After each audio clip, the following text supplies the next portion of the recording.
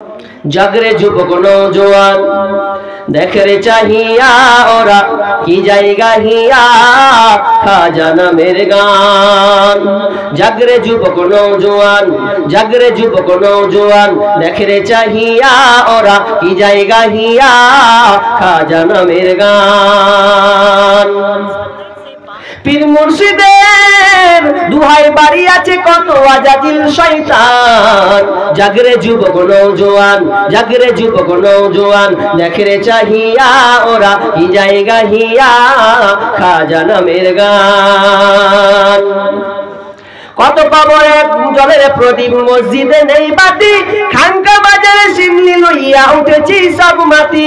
কত কবরে জলের প্রদীপ, মসজিদে নেই বাতি, খানকা বাজারে সিমনি লইয়া উঠেছি সব মাটি। এখনো তোর ঘুমের ভান, জাগরে যুবক নওজোয়ান, দেখরে চাহিয়া ওরা কি জায়গা হিয়া, খাজা নামের গান। লুটেরারা দল লুটলো সবই, আর কিছু নেই বাকি, কত রমণী করছে ধর্ষণ ধর্মের নামে ডাকি। লুটেরারা দল লুটলো সবই, আর কিছু নেই বাকি, কত রমণী করছে ধর্ষণ ধর্মের নামে ডাকি। শয়তান এসে সাধুর বেশে, সাধুর বেশে শয়তান এসে দিচ্ছে কুমন্ত্রণা, তাই না দেখে বিপদগামী হচ্ছি কত জনা। ওরাও নগনি তাওহীদি নিশান, জাগরে যুবক নওজোয়ান, জাগরে যুবক নওজোয়ান, দেখরে চাহিয়া ওরা কি জায়গা হিয়া, খাজা নামের গান। জাগরে যুবক নওজোয়ান, দেখরে চাহিয়া ওরা কি জায়গা হিয়া, খাজা নামের গান। এক নাম্বার বললাম, শর্টকাটে যাই হোক। নাম্বার 2, ওয়াবিল ওয়ালিদাইনি ইহসানা, ওয়াবিল ওয়ালিদাইনি ইহসানা, তোমরা পিতা মাতার সঙ্গে ইহসান করবে, সৎ ভালো ব্যবহার করবে, খবরদার পিতা মাতার সঙ্গে খারাপ আচরণ করবে না।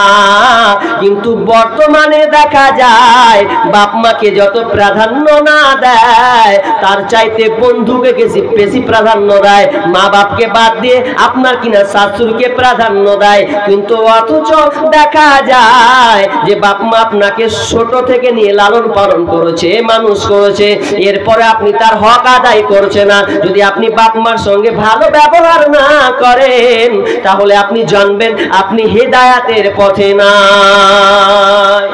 বিবি বলছে, না স্বামী, আমি আপনার ছেলেকে খারাপ করি নাই, বরং আমি ভালোর দিকে নিয়ে যাচ্ছে। আর আমি ইসলাম ধর্ম ত্যাগ করি নাই, বরং আমি দ্বীনের পথে ঢুকেছি। এবার স্বামী রাগ করে নিলেন, আর এমন রাগ করে তিনি বাড়ি থেকে বেরিয়ে চলে গেলেন শরিয়ার দিকে। আর খবর পেলেন, কিছুদিন পর খবর পেলেন তার স্বামী মারা গিয়েছে। যখন মারার খবর পেলেন কিছুদিন পর, এবার আপনার কিনা আবু তালহা বিয়ের প্রস্তাব পাঠাচ্ছেন কাকে? তো আপনার কিনা উম্মে সুলাইমকে। বলছে, উম্মে সুলাইম তুমি কি আমাকে বিয়ে করবে? তো উম্মে সুলাইম বলছেন, শোন, আমি তোমাকে বিয়ে করব, আমারও মন চায় বিয়ে করতে। তুমি একজন ভালো মানুষ, জানি গ্রামে তুমি একজন ভালো মানুষ, কিন্তু তোমাকে বিয়ে করব না। এই জন্য করব না যে তুমি দ্বীনের পথে আসনি, মূর্তি পূজা করে নিজে বানাও আর নিজেকে ওকে ভগবান বলো, ও নিজে তৈরি করা ওর কাছে মাথায় ঠোকো। অতএব তোমাদের মতন খ্যাপা লোকদেরকে আমি দেখিনি, আর তোমাদের মতন লোককে আমি বিবাহ করব না। এবার আবু তালহা বলছেন, ঠিক আছে ঠিক আছে, বুঝেছি বুঝেছি। এবার উম্মে সুলাইম বলছে, শুনে নাও, তুমি যদি বিয়ে করতে চাও আমাকে বিয়ে করতে, তাহলে তোমাকে একটা অফার দিছি, শুনে নাও। যদি তুমি ইসলাম গ্রহণ করে নাও, যদি তুমি দ্বীনের মধ্যে ঢুকে যাও, তাহলে তোমার আমার মোহরটা হবে দ্বীন কবুল করা, ওটাই হবে আমার মোহর। তোমাকে টাকা লাগবে না, পয়সা লাগবে না, তোমার মোহরটা হবে যে তুমি আমার দ্বীনের মধ্যে ঢুকবে, এক কথা ইসলামে ঢুকবে, এটাই তোমার মোহর হবে। আলহামদুলিল্লাহ।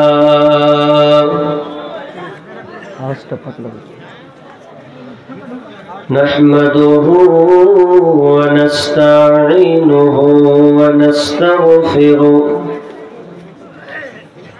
ونعوذ بالله من شرور أنفسنا ومن سيئات أعمالنا من يهده الله فلا مضل له ومن يضلله فلا هادي له وأشهد أن لا إله إلا الله وحده لا شريك له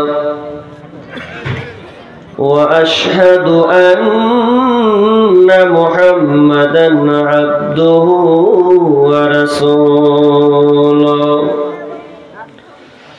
الذي أرسله بالحق بصيرا ونذيرا وداعيا إلى الله بإذنه وسراجا منيرا أما بعد فإن خير الحديث كتاب الله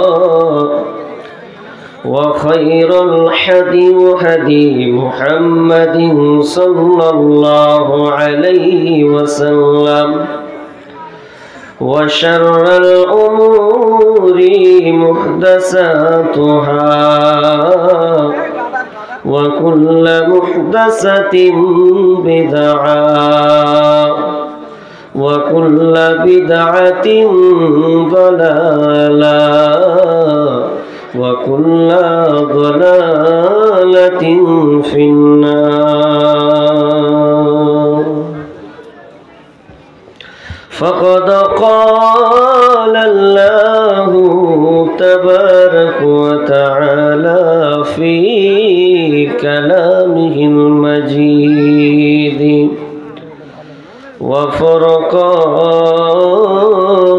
الحميد بعد أعوذ بالله من الشيطان الرجيم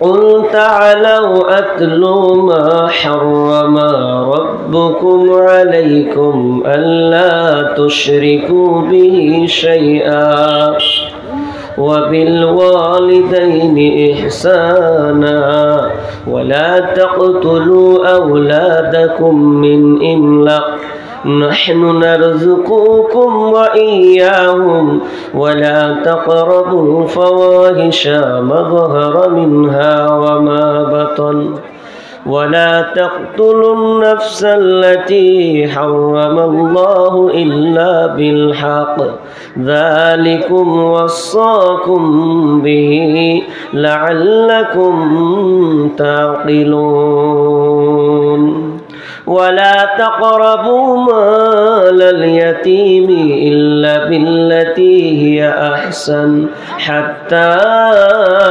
يبلغ أشده وأوفوا الكيل والميزان بالقسط لا نكلف نفسا إلا وسعها وإذا قلتم فاعدلوا ولو كان ذا قربى وبعهد الله يوفوا ذلكم وصاكم به لعلكم تذكرون وأن هذا صراطي مستقيما فاتبعوا ولا تتبعوا سبلا فتفرق بكم عن سبيلي ذلكم وصاكم به لعلكم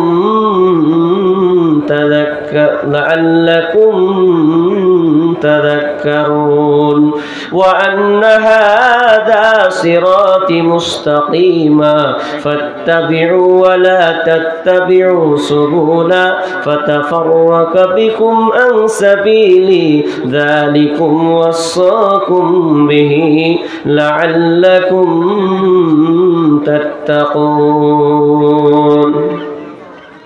মসজিদের আপনার মাইকের আওয়াজ ভালো নেই গো, গলা টেনে নিছে। অর্থাৎ মসজিদের মাইক অনেক ভালো, আওয়াজটা আপনি একটু পাতলা করেন, গলা টেনে নিছে। আর ওদিকের বক্সের এইটা ঠিক রাখেন, একটু সাউন্ডটা বাড়ান, আওয়াজটা একটু ভাসিয়ে দেন, মানে শুকনো আসছে, একটু হালকা ভাসান।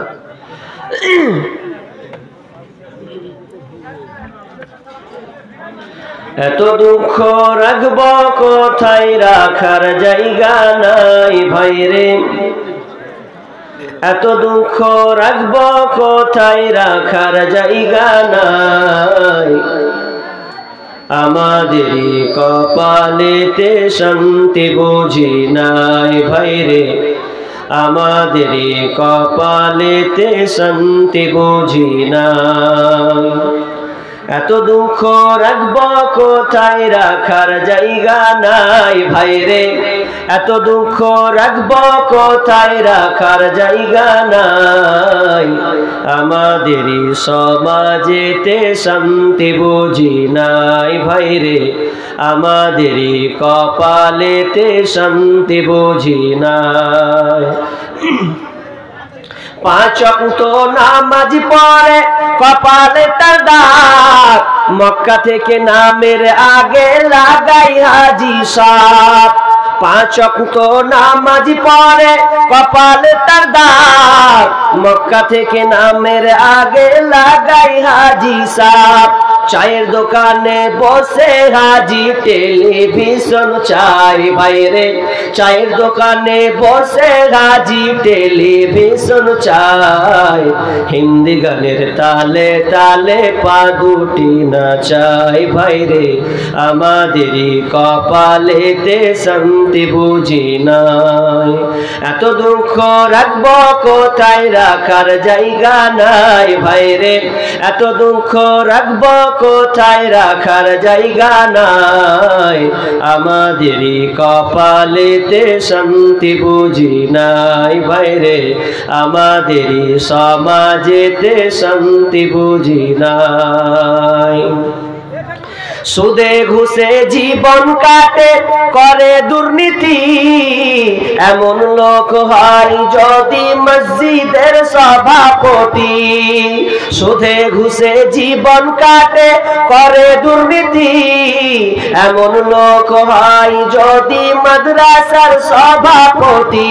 ভাইরে উচিত কথা বলতে গেলে মোল্লার চাকরি নাই ভাইরে। সত্য কথা বলতে গেলে মুলবির চাকরি নাই। আমাদেরই কপালেতে শান্তি বুঝি নাই ভাইরে। আমাদেরই সমাজেতে শান্তি বুঝি নাই। এত দুঃখ রাখব কোথায়, রাখার জায়গা নাই ভাইরে। এত দুঃখ রাখব কোথায়, রাখার জায়গা নাই। আমাদেরই কপালেতে শান্তি বুঝি নাই ভাইরে। আমাদেরই সমাজেতে শান্তি বুঝি নাই। সমাজেতে অসঙ্গতি বলবো কত আর, গায়ের জোরে বিচারপতি ঘুষেরই কারবার। সমাজেতে অসঙ্গতি বলবো কত আর, গায়ের জোরে বিচারপতি ঘুষেরই কারবার। ভাইরে টাকার লাগি গরিব দুঃখী বিচার নাই পাই ভাইরে। টাকার লাগি গরিব দুঃখী বিচার নাই পাই। আমাদেরই কপালেতে শান্তি বুঝি নাই ভাইরে। আমাদেরই কপালেতে শান্তি বুঝি নাই। এত দুঃখ রাখব কোথায়, রাখার জায়গা নাই ভাইরে। এত দুঃখ রাখব কোথায়, রাখার জায়গা নাই।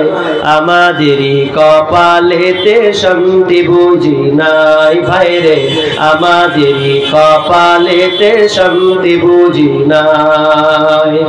বড় ছোট নাই ভেদাভেদ, কোথায় মান সম্মান, বাপের সমান মুরব্বিকে করছি অপমান। বড় ছোট নাই ভেদাভেদ, নাই কোনো মান সম্মান, বাপের সমান মুরব্বিকে করছি অপমান। ভাইরে 8 বছরের ছেলে যদি সামনে বেরি খায়, ভাইরে 8 বছরের ছেলে যদি ডাইরেক্ট বিড়ি খায়, আমাদেরই কপালেতে শান্তি বুঝি নাই। ভাইরে আমাদেরই কপালেতে শান্তি বুঝি নাই। এত দুঃখ রাখবো কোথায়, রাখার জায়গা নাই। ভাইরে এত দুঃখ রাখবো কোথায়, রাখার জায়গা নাই। আমাদেরই কপালেতে শান্তি বুঝি নাই। ভাইরে আমাদেরই সমাজেতে শান্তি বুঝি নাই। আমাদেরই কপালেতে শান্তি বুঝি নাই। ভাইরে আমাদেরই এলাকাতে শান্তি কেন নাই। প্রশংসা মাত্রই আল্লাহ সুবহানাহু ওয়া তাআলা, যে মহান মনিব আমাদেরকে এক গুরুত্বপূর্ণ মজলিসে বসার যে সুযোগ দান করেছেন, সেই মহান মনিবের দরবারে আমরা সবাই প্রাণ খুলে যে কটা লোক বসে আছি আল্লাহর প্রশংসা করব। উচ্চ কণ্ঠে উচ্চ আওয়াজে সবাই বলেন আলহামদুলিল্লাহ। অতঃপর শান্তি বর্ষিত হোক সকল নবীদের উপর, বিশেষ করে আমাদের শেষ নবী জনাবে মুহাম্মদুর রাসূলুল্লাহ, বলুন সাল্লাল্লাহু আলাইহি ওয়াসাল্লাম।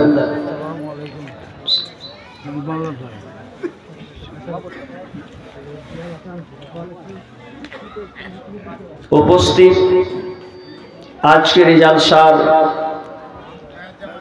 সম্মানীয় সুনামধন্য সভাপতি সাহেব এবং মঞ্চ উপবিষ্ট উলামা ইকরাম, আমার সম্মুখে বসে থাকা দিনদার ইমানদার মুমিন ভাই সকল, পর্দার অন্তরালে প্রজেক্টের মাধ্যমে দেখনেওয়ালি মা ও বোনেরা,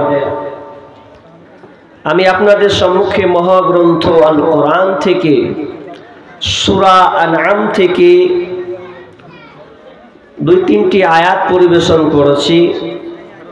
এই আয়াতকে সামনে রেখে আমার আজকের আলোচ্য বিষয়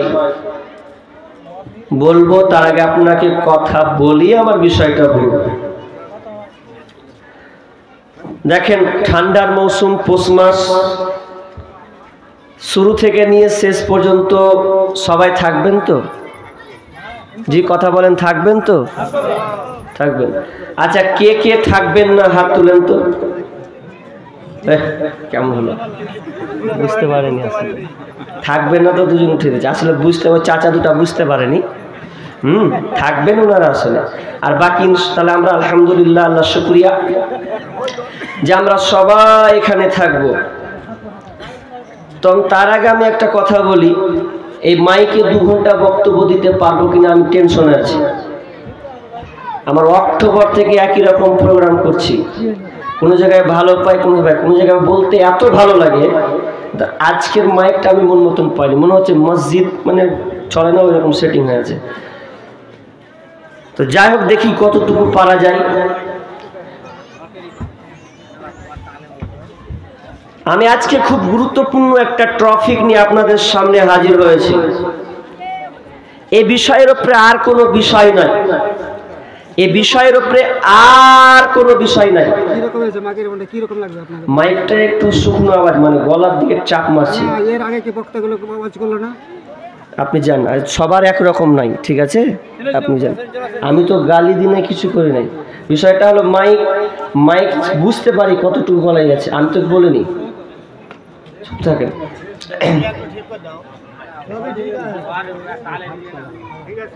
কি বলছিলাম?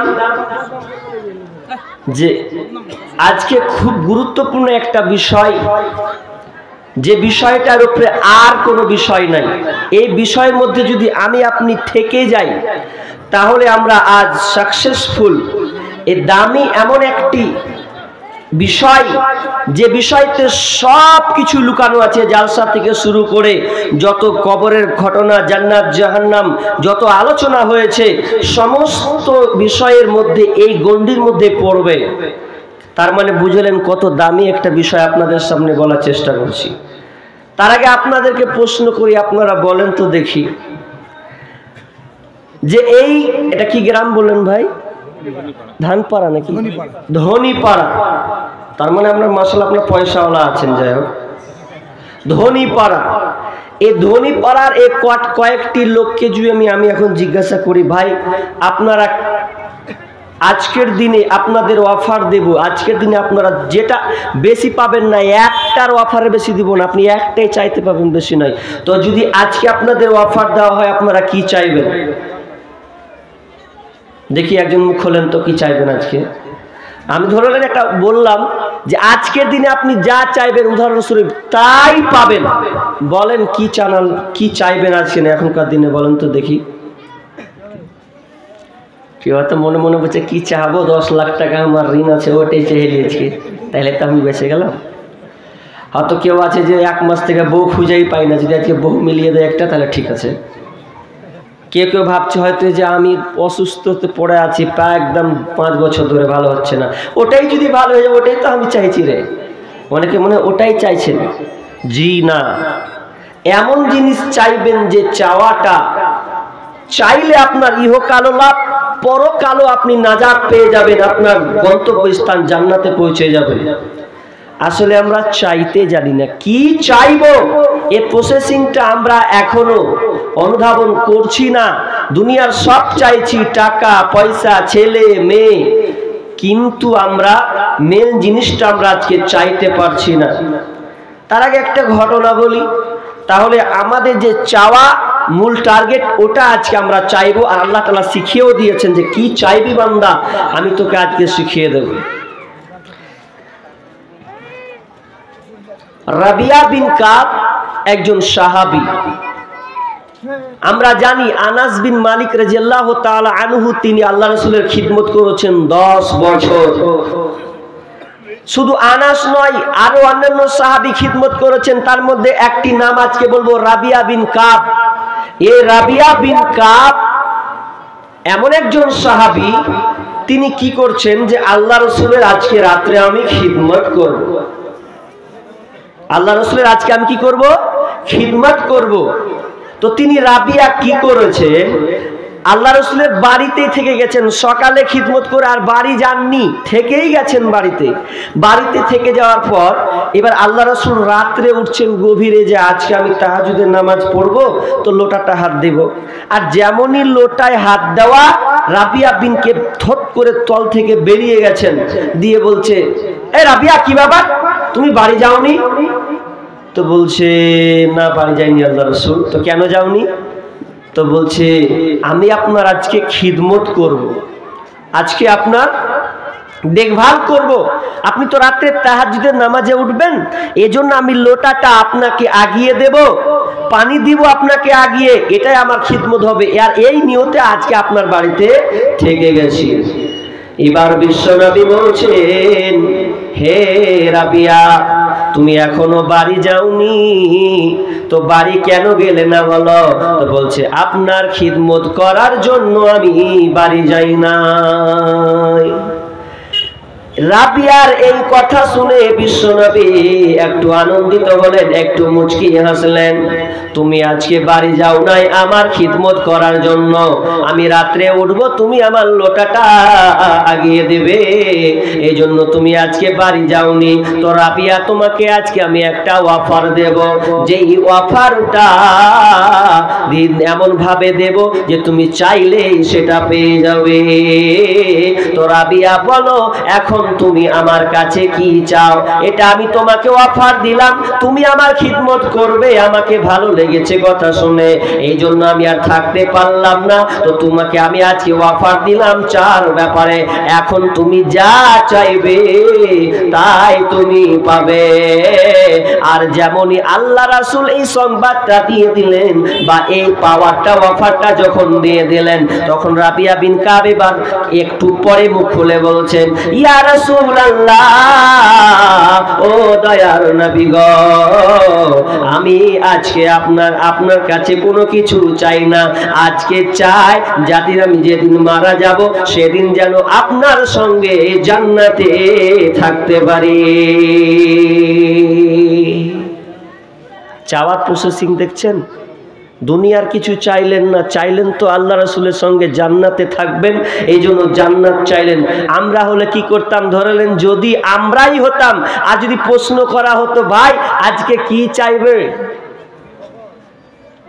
তো কি যে চাইতেন? জান্নাত মনে হয় চাইতেন না। ওই টাকার ধান্দায় আছেন তো, ওই টাকাটাই আগে মুখটা খুলতো যে টাকার জন্য আপনি ভাইকে হত্যা করে দিয়েছেন, টাকার জন্য আপনার বউকে বাড়ি থেকে বের করে দিয়েছেন, যা টাকা নিয়ে আয় তারপর ঘর ঢোক। টাকার জন্য আপনি মাকে বের করে দিয়েছেন, খাওয়াতে পারবো না। টাকার জন্য সংসারকে আপনি টুকরো টুকরো করে দিয়েছেন। টাকার জন্য আপনি একটা সৎ মানুষকে রাস্তায় কেটে ফেলে দিয়েছেন, আপনার বিবেক কাজ করেনি। আসলে প্রকৃত মানুষ নয় আমরা প্রকৃত মানুষ নয়। যদি প্রকৃত মানুষ হতাম তাহলে একজন নিরীহ মানুষ আপনার কাছে মর্যাদা পেত, সম্মান পেত। প্রকৃত মানুষ কোথায় রে ভাই? একজন ডাক্তার প্রেসক্রিপশন নিয়ে ডাক্তার কাছে যাবে তার অসুখটাকে ভালো করার জন্য, তো অসুখ তো ভালো দূরের কথা, আপনার পেটে লাথি মেরে 1000 টাকা ওষুধ দিয়ে আর আপনার ফি নিয়ে আপনাকে বাড়ি পাঠিয়ে দিয়েছে। ওষুধ দিয়েছে কোথায়? কোম্পানির ওই মানে কোম্পানিতে লিঙ্ক করেছে, ঘুষ খেয়ে ওই ওষুধ আপনাকে চালিয়ে দিয়েছে। তাহলে আপনি ডাক্তারের কাছে গিয়েছিলেন না ডাকাতের কাছে গিয়েছিলেন? ও তো ডাক্তার নয়, ডাকাত বসে আছে। আপনি বিচার চাইতে গেছেন একজনের কাছে, ভাই আমার বিচারটা করে দেন। আপনি বিচার আপনি পাননি, বরং আপনাকে আরো জরিমানা করে আপনাকে বাড়ি পাঠিয়ে দিয়েছে। তাহলে আপনি বুঝবেন আপনি মানুষের কাছে যাননি। ইট পাথরের শহর জুড়ে মাটির কোনো মানুষ নাই, কোথায় গেলে পাবো বলো কাদা মাটির মানুষ ভাই, কোথায় গেলে পাবো বলো কাদা মাটির মানুষ ভাই। ইট পাথরের শহর জুড়ে মাটির কোনো মানুষ নাই, কোথায় গেলে পাবো বলো কাদা মাটির মানুষ ভাই, কোথায় গেলে পাবো বলো কাদা মাটির মানুষ ভাই। আকাশ চুম্বি দালান কোঠা এই শহরে ভরা, মানুষ গলি হৃদয় যেন পাথর দিয়ে গড়া, হায়রে পাথর দিয়ে গড়া। আকাশ চুম্বি দালান কোঠা এই শহরে ভরা, মানুষ গলি হৃদয় যেন পাথর দিয়ে গড়া, হায়রে পাথর দিয়ে গড়া। মাটির মানুষ হইয়া জানো, মাটির মানুষ হইয়া জানো মাটির ছিটা নাই, কোথায় গেলে পাবো বলো কাদা মাটির মানুষ ভাই, কোথায় গেলে পাবো বলো কাদা মাটির মানুষ ভাই। ইট পাথরের শহর জুড়ে মাটির কোনো মানুষ নাই, কোথায় গেলে পাবো বলো কাদা মাটির মানুষ ভাই, কোথায় গেলে পাবো বলো কাদা মাটির মানুষ ভাই। ইট পাথরের দালান গুলি যেমন করে গাথা, মানুষ গুলির হৃদয় যেন পাথর দিয়ে ভরা। ইট পাথরের দালানগুলি যেমন করে গাথা, মানুষগুলির মনটা যেন মিলে গেছে সেথা, হায়রে মিলে গেছে সেথা। মাটির মানুষ হইয়া যেন, মাটির মানুষ হইয়া যেন মাটির ছিটা নাই, কোথায় গেলে পাবো বলো কাদা মাটির মানুষ ভাই, কোথায় গেলে পাবো বলো কাদা মাটির মানুষ ভাই। ইট পাথরের শহর জুড়ে মাটির কোনো মানুষ নাই, কোথায় গেলে পাবো বলো কাদা মাটির মানুষ ভাই, কোথায় গেলে পাবো বলো কাদা মাটির মানুষ ভাই। তাহলে মানুষের অভাব, মানুষ নাই, বরং আমরা মানুষ যদি হতাম তাহলে দুনিয়ার প্রতি এত আসক্ত হতাম না। মানুষ রূপী যে আল্লাহ তাআলা যে আকল যে জ্ঞানটা দিয়েছে, ওই জ্ঞান থেকে আমরা অনেকটা বিমুখ হয়ে গেছি। বলছিলাম সেই রাবিয়া বিন কাব আল্লাহ রাসূলকে বলছেন, ইয়া রাসূলুল্লাহ আমি আপনার সঙ্গে জান্নাতে থাকতে চাই। তো এবার আল্লাহ রাসূল হাসতে হাসতে লাগলেন, যে বলছেন রাবিয়া রে, তোমাকে এই চাওয়াটার ব্যাপারে কে ভাবালো? তুমি কি ভাবলে না এমনি তুমি বলে দিলে? এবার রাবিয়া বলছেন, ইয়া রাসূলুল্লাহ আমাকে দুনিয়ার কেউ ভাবাই নাই, আমি চাই হঠাৎ আপনি এমন করে আমি বললাম, আর আমার ব্রেন থেকে এটা চেয়েছি, কারো ধার করা নয়, তো তুমি কেন চাইলে না? এবার রাবিয়া বলছেন, ইয়া রাসূলুল্লাহ আমি চাইলাম জান্নাত, আমি তো চাইতে পারতাম জাহান, আপনার কিনা দুনিয়ার মালামাল, টাকা পয়সা, গাড়ি বাড়ি। অথচ রাবিয়া বিন কাব এত গরিব সাহাবী ছিলেন, এত গরিব ছিলেন, যার বাড়িতে সুন্দর, যার কোনো সুন্দর বাড়ি ছিল না, সুন্দর কোনো গাড়ি ছিল না, আপনার কিনা জমি জায়গা ছিল না, বরং কি 3 বেলা তিনি খেতে পেতেন না, এই রকম একজন সাহাবী। সেই সাহাবীকে আল্লাহ রাসূল জিজ্ঞাসা করছেন, রাবিয়া রে তুমি আমার কাছে কি চাও বলো? অথচ রাবিয়া কোনো খাবার চাইলেন না, বললেন না রাসূলুল্লাহ আমি 3 বেলা খেতে পাই না, তো ওটা আমাকে ব্যবস্থা করে দেন। বললেন না ইয়া রাসূলুল্লাহ আমার সুন্দর বাড়ি নাই, তো আমাকে সুন্দর বাড়ি করে দিন, এটাও তিনি চাইলেন না। বলছে আমি চাইলাম জান্নাত, যে জান্নাতটা হাত ছাড়া আবাদান আবাদান থেকে যাবে। যদি আমি দুনিয়া চাইতাম, যদি আমি টাকা চাইতাম, যদি আমি জমি চাইতাম, তাহলে এগুলো ছেড়ে আমি চলে যেতাম, কিন্তু এই জান্নাত চেয়েছি মানে আবাদান আবাদান থেকে যাবে, এটা কোনোদিন হাত ছাড়া হবে না। এই জন্য দুনিয়ার কথা না ভেবে আমি জান্নাত আপনার কাছে চাইলাম, যাতে আপনার সঙ্গে আমি জান্নাতে থাকতে পারি। এবার আল্লাহ রাসূল বলেন, রাবিয়া ঠিক আছে তুমি জান্নাতে আমার সঙ্গে থাকবে, কিন্তু একটা শর্ত তোমাকে মেনে নিতে হবে রাবিয়া। তো বলছেন কি মানতে হবে? তো বলছে যদি তুমি আমার সঙ্গে জান্নাতে থাকতে চাও তাহলে তোমাকে বেশি বেশি করে সিজদা করতে হবে। যদি তুমি বেশি বেশি করে সিজদা করো রে রাবিয়া, তাহলে তুমি আমার সঙ্গে জান্নাতে থাকবে। কি চাইলেন দেখলেন? দুনিয়া চাইলেন না, টাকা পয়সা চাইলেন না, চাইলেন তো জান্নাত চাইলেন। তাহলে আজকে আমরা কি চাইবো? ফের ধরছেন যে কি চাইবো রে, না চাওয়ার প্রসেসিং কি চাইবেন আল্লাহ শিখিয়ে দিয়েছেন। কোথায় আছে? সূরা ফাতিহায়। আচ্ছা কে কে সূরা ফাতিহা জানেন? হাত তুলেন তো দেখি দেখি দেখি, আজকের দিন দেখবো কতজন আছেন। মাশাআল্লাহ।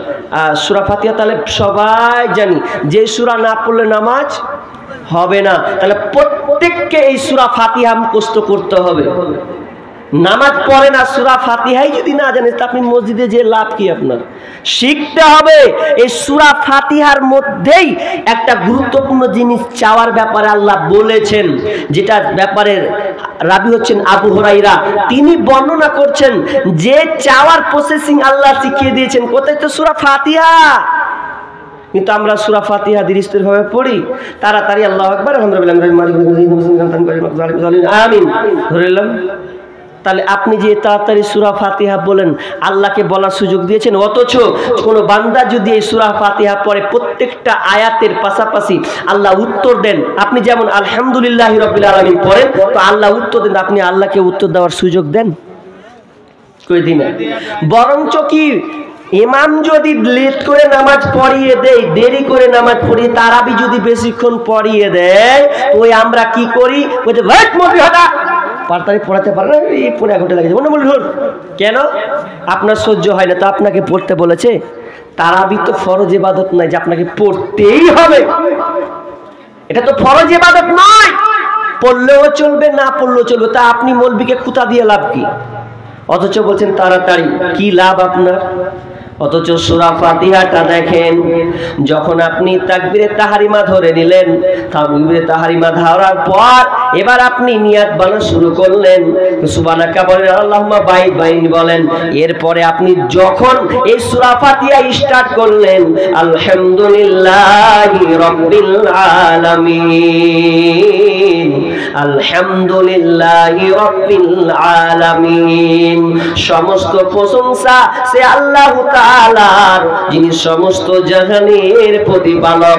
যখন আপনি এই আয়াতটা পড়েন, তখন আমার আল্লাহ উত্তর দেয়, আমার বান্দা আমার প্রশংসা করেছে, পৃথিবীর কারো প্রশংসা করেনি, একমাত্র আমার প্রশংসা করেছে।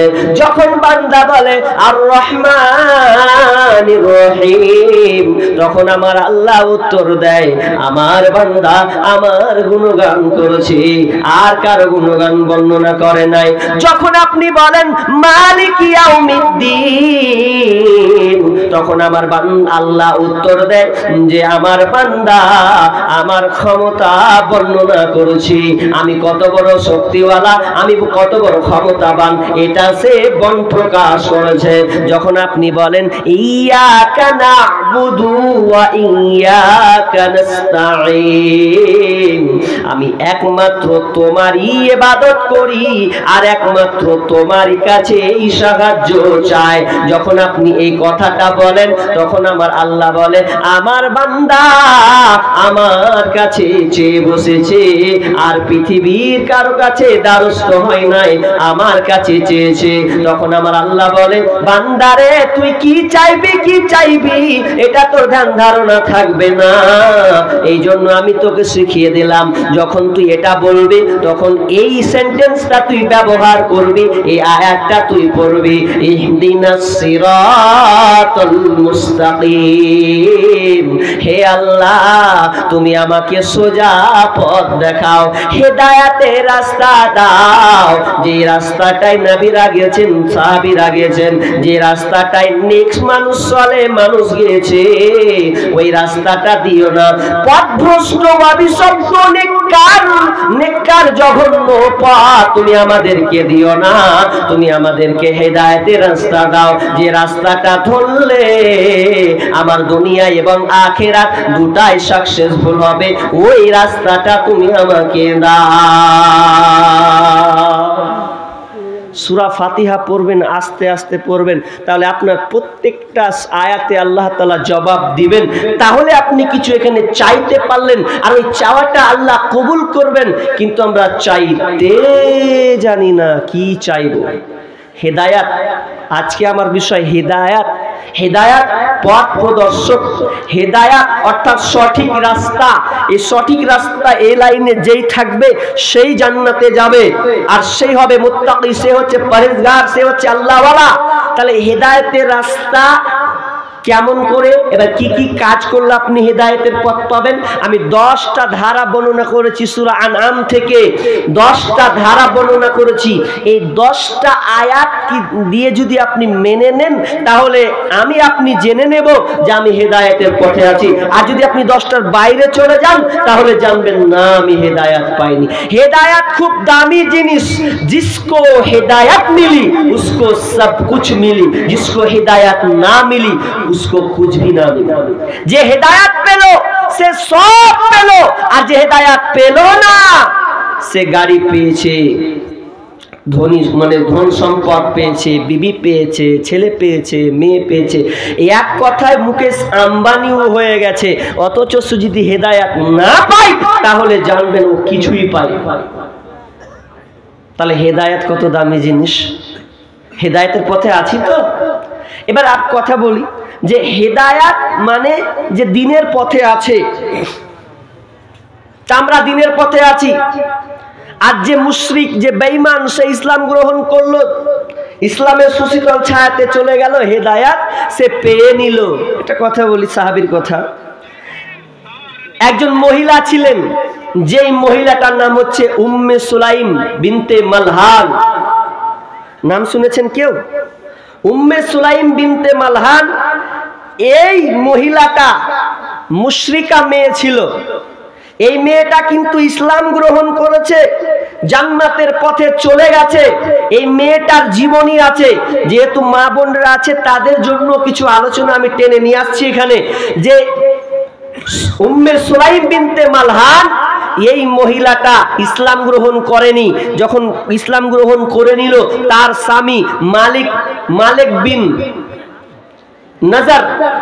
বিন নাজার তার স্বামী, তিনি বলছেন, এই তুই ইসলাম গ্রহণ করেছিস তো তুই করেছিস তো আমার ছেলেকে তুই খারাপ করে দিবি। কাকে বলছে? আনাসের কথা বলছে, যে তুই আমার ছেলেকেও খারাপ করে দিবি। বিবি বলছে, না স্বামী, আমি আপনার ছেলেকে খারাপ করি নাই, বরং আমি ভালোর দিকে নিয়ে যাচ্ছে। আর আমি ইসলাম ধর্ম ত্যাগ করি নাই, বরং আমি দ্বীনের পথে ঢুকেছি। এবার স্বামী রাগ করে নিলেন, আর এমন রাগ করে তিনি বাড়ি থেকে বেরিয়ে চলে গেলেন শরিয়ার দিকে। আর খবর পেলেন, কিছুদিন পর খবর পেলেন তার স্বামী মারা গিয়েছে। যখন মারার খবর পেলেন কিছুদিন পর, এবার আপনার কিনা আবু তালহা বিয়ের প্রস্তাব পাঠাচ্ছেন। কাকে? তো আপনার কিনা উম্মে সুলাইমকে। বলছে, উম্মে সুলাইম তুমি কি আমাকে বিয়ে করবে? তো উম্মে সুলাইম বলছেন, শোন, আমি তোমাকে বিয়ে করব, আমারও মন চায় বিয়ে করতে। তুমি একজন ভালো মানুষ, জানি গ্রামে তুমি একজন ভালো মানুষ, কিন্তু তোমাকে বিয়ে করব না। এই জন্য করব না যে তুমি দ্বীনের পথে আসনি, মূর্তি পূজা করে নিজে বানাও আর নিজেকে ওকে ভগবান বলো, ও নিজে তৈরি করা ওর কাছে মাথায় ঠোকো। অতএব তোমাদের মতন খ্যাপা লোকদেরকে আমি দেখিনি, আর তোমাদের মতন লোককে আমি বিবাহ করব না। এবার আবু তালহা বলছেন, ঠিক আছে বুঝেছি। এবার উম্মে সুলাইম বলছে, শুনে নাও, তুমি যদি বিয়ে করতে চাও আমাকে বিয়ে করতে, তাহলে তোমাকে একটা অফার দিয়েছি, শুনে নাও। যদি তুমি ইসলাম গ্রহণ করে নাও, যদি তুমি দ্বীনের মধ্যে ঢুকে যাও, তাহলে তোমার আমার মোহরটা হবে দ্বীন কবুল করা, ওটাই হবে আমার মোহর। তোমাকে টাকা লাগবে না, পয়সা লাগবে না, তোমার মোহরটা হবে যে তুমি আমার দ্বীনের মধ্যে ঢুকবে, এক কথা ইসলামে ঢুকবে, এটাই তোমার মোহর হবে। ঠিক আছে, তাহলে ওটাই মোহর হলো। ইসলাম গ্রহণ করলো, মোহরটা বেনে গেল ইসলাম কবুল করা, ওটাই মোহর। দ্বীনের পথে চলে গেলেন, তার মানে ও হেদায়েতের রাস্তা পেয়ে নিলেন। এবার এই উম্মে সুলাইমের একটা ঘটনা আছে, যেই মহিলাটা এত আল্লাহওয়ালি মহিলা ছিলেন, আপনি আশ্চর্য হয়ে যাবেন। মা বোন, আপনাদেরকেও এই হাদিস থেকে শিক্ষা নিতে হবে, আজকে বাড়ি যেতে হবে। কি বলছিলাম, এই উম্মে সুলাইম একদিন জানেন, সে বাড়িতে আছে, স্বামী বাড়িতে নাই, বিদেশে আছে। তো বিদেশে যখন আছে, তো হঠাৎ করে ওর ছোট ছেলেটা মরে গেছে গো। আমরা বললে কি কাঁদাকাটি শুরু করে দিই, এত কাঁদাকাটি শুরু করি যে তুই আমার মাস্তান ছিলি রে, তুই আমার বড় বেটা ছিলি, তোকে কেউ পাতো না রে বেটা, এরকম কেতে কাতেন আপনারা, ওর গুণগান ধরেন আপনি। এটা জীবনে করবেন না। যদি এরকম ধরেন তো ফেরেশতা আরো পিটবে যে তুই কত বড় মাস্তানের বেটা ছিলিস, বের করছি তোর মাই বলছে রে, এরকম করে কাঁদিয়েন না। তো মরে গেছে, মারা গিয়েছে বাচ্চাটা। তো এবার উম্মে সুলাইম বলছে, এই বাড়ির পরিবার শোনো, আমার স্বামী যদি বাড়িতে আসে না, কেউ কিছু বলবে না, কাউকে বলা যাবে না, আমি নিজে বলবো, এটা আমার দরকার আছে, আমার অধিকার, আমি বলবো, তোমরা কেউ বলবে না। এরকম তো বলছে, ঠিক আছে বলবো না। এবার স্বামী বাড়ি চলে এসেছে। এবার স্ত্রী কি করেছে, সুন্দর করে সাজগোজ করেছে, সুন্দর করে, এত সুন্দর করে সেজেছে, আজকে স্বামীর হকটা আগে আদায় করব। আর আমাদের আজকে কি হয়, সাজে। ওকে যদি বলা হয়, হ্যাঁ রে তুই এখন সাজিস না কেন রে, ও যদি বেটি বলে সাজিস না, বলছে কাকে দেখাবো গে, বলছে কেন যে আগে সাজছি, বলছে আগে দেখার লোক মেলেই ছিল, এখন কি সাজবো, তখন তোর দেখার লোক ছিল, আর এখন বিয়ে করেছিস তোর এখন দেখার লোক নয়। ছেলেদেরকে যদি প্রশ্ন করা, হ্যাঁ রে তুই লেল খ্যাপরা কেন রে, তখন তো চুলবেলাকে বাম্পার বড় বড় করতি আর সেন্ট মারতি গে দিয়ে ওইদিকে, তো এখন এত খ্যাপা কেন রে, বলছে এখন কে দেখবে গে মা, মানে বিয়ে করে লেছিস এখন কে দেখবে ওকে, মানে আগে ওর দেখার লোক ছিল। আর আজকালকার মা বোন এত বেঢঙ্গা এত বেহায়া যে স্বামী বিদেশে আছে বাড়ি আসবে, যদি রাত 12টা 1টার সময় যদি বাড়ি ঢুকে তো ও নিন পেরেছে, নিন পাড়ার পরে এবার ওর মুখ দিয়ে লেল খেপির মতন ফুকসি মুকসি হয়ে আছে, দরজা খুলছেন করে এলে তো স্বামী যখন দেখবে এই শালা কোন খেপি কাকে দেখবি আর মুখান, গাড়ি থেকে এনু কত চেহারা সুন্দরী সুন্দরী মেয়ে দেখতে পাচ্ছি, আর বাড়ির সারা ভেজালটাই দেখতে পাচ্ছি আমি। সেজেছেন কোনোদিন? সাজি না আমরা। স্বামী আসবে এজন্য আপনি সুন্দর করে সাজুন, কিন্তু আমরা এভাবে সাজি না, ওই লেল খেপড়ার মতন হয়ে থাকি। এদিকে বেরি বাঁধা আছে নিশ্চয়, বেরি বাঁধা সকাল বিকাল রাত 3 টাইম বেরি বাঁধে, তো আমাকে খুবই খারাপ লাগে। বেরি বাঁধে কেমন জানেন? রাত 10টার সময় খোলা যদি ছেড়ে দিছে তো ওই কাপড় লেও শুতে গেল, আর এত বেরির গন্ধ, স্বামী স্ত্রী দুটোই ঘুমিয়ে গেছে। এটা কোনো স্বামীর হক আদায় হলো? পরিষ্কার পরিচ্ছন্ন হবে, ওই লাল খেপড়ার মতন থেকে গেছে, স্বামী কইছে না বাড়িতে আসে ভালো ছিল, বেকারিনী বাড়িতে হবে। জি না, খবরদার, স্বামী যদি আসে নিজেকে সুন্দর পরিপাটি করে তুলুন, সুন্দর করে সাজুন, যাতে আপনার চেহারা দিকে বারবার বারবার বারবার যেন তাকাতে থাকে, আর স্বামী আপনার স্ত্রী যেন স্বামীর দিকে তাকাতে থাকে। এই কাজটা আপনি করবেন। সেজে গুজে থাকো সামনে তাহার, যত খুশি দেখাও তারে রূপেরই বাগান, তোমার রূপের ঝলক যেন অন্যে দেখে না, স্বামীকে কখনো দুঃখ দিও না। শোনো শোনো নারী, ওগো বলি শোনো না, স্বামীকে কখনো দুঃখ দিও না। ভালো হোক মন্দ হোক তবুও স্বামী, আল্লাহর পরে স্থান জানিও তুমি।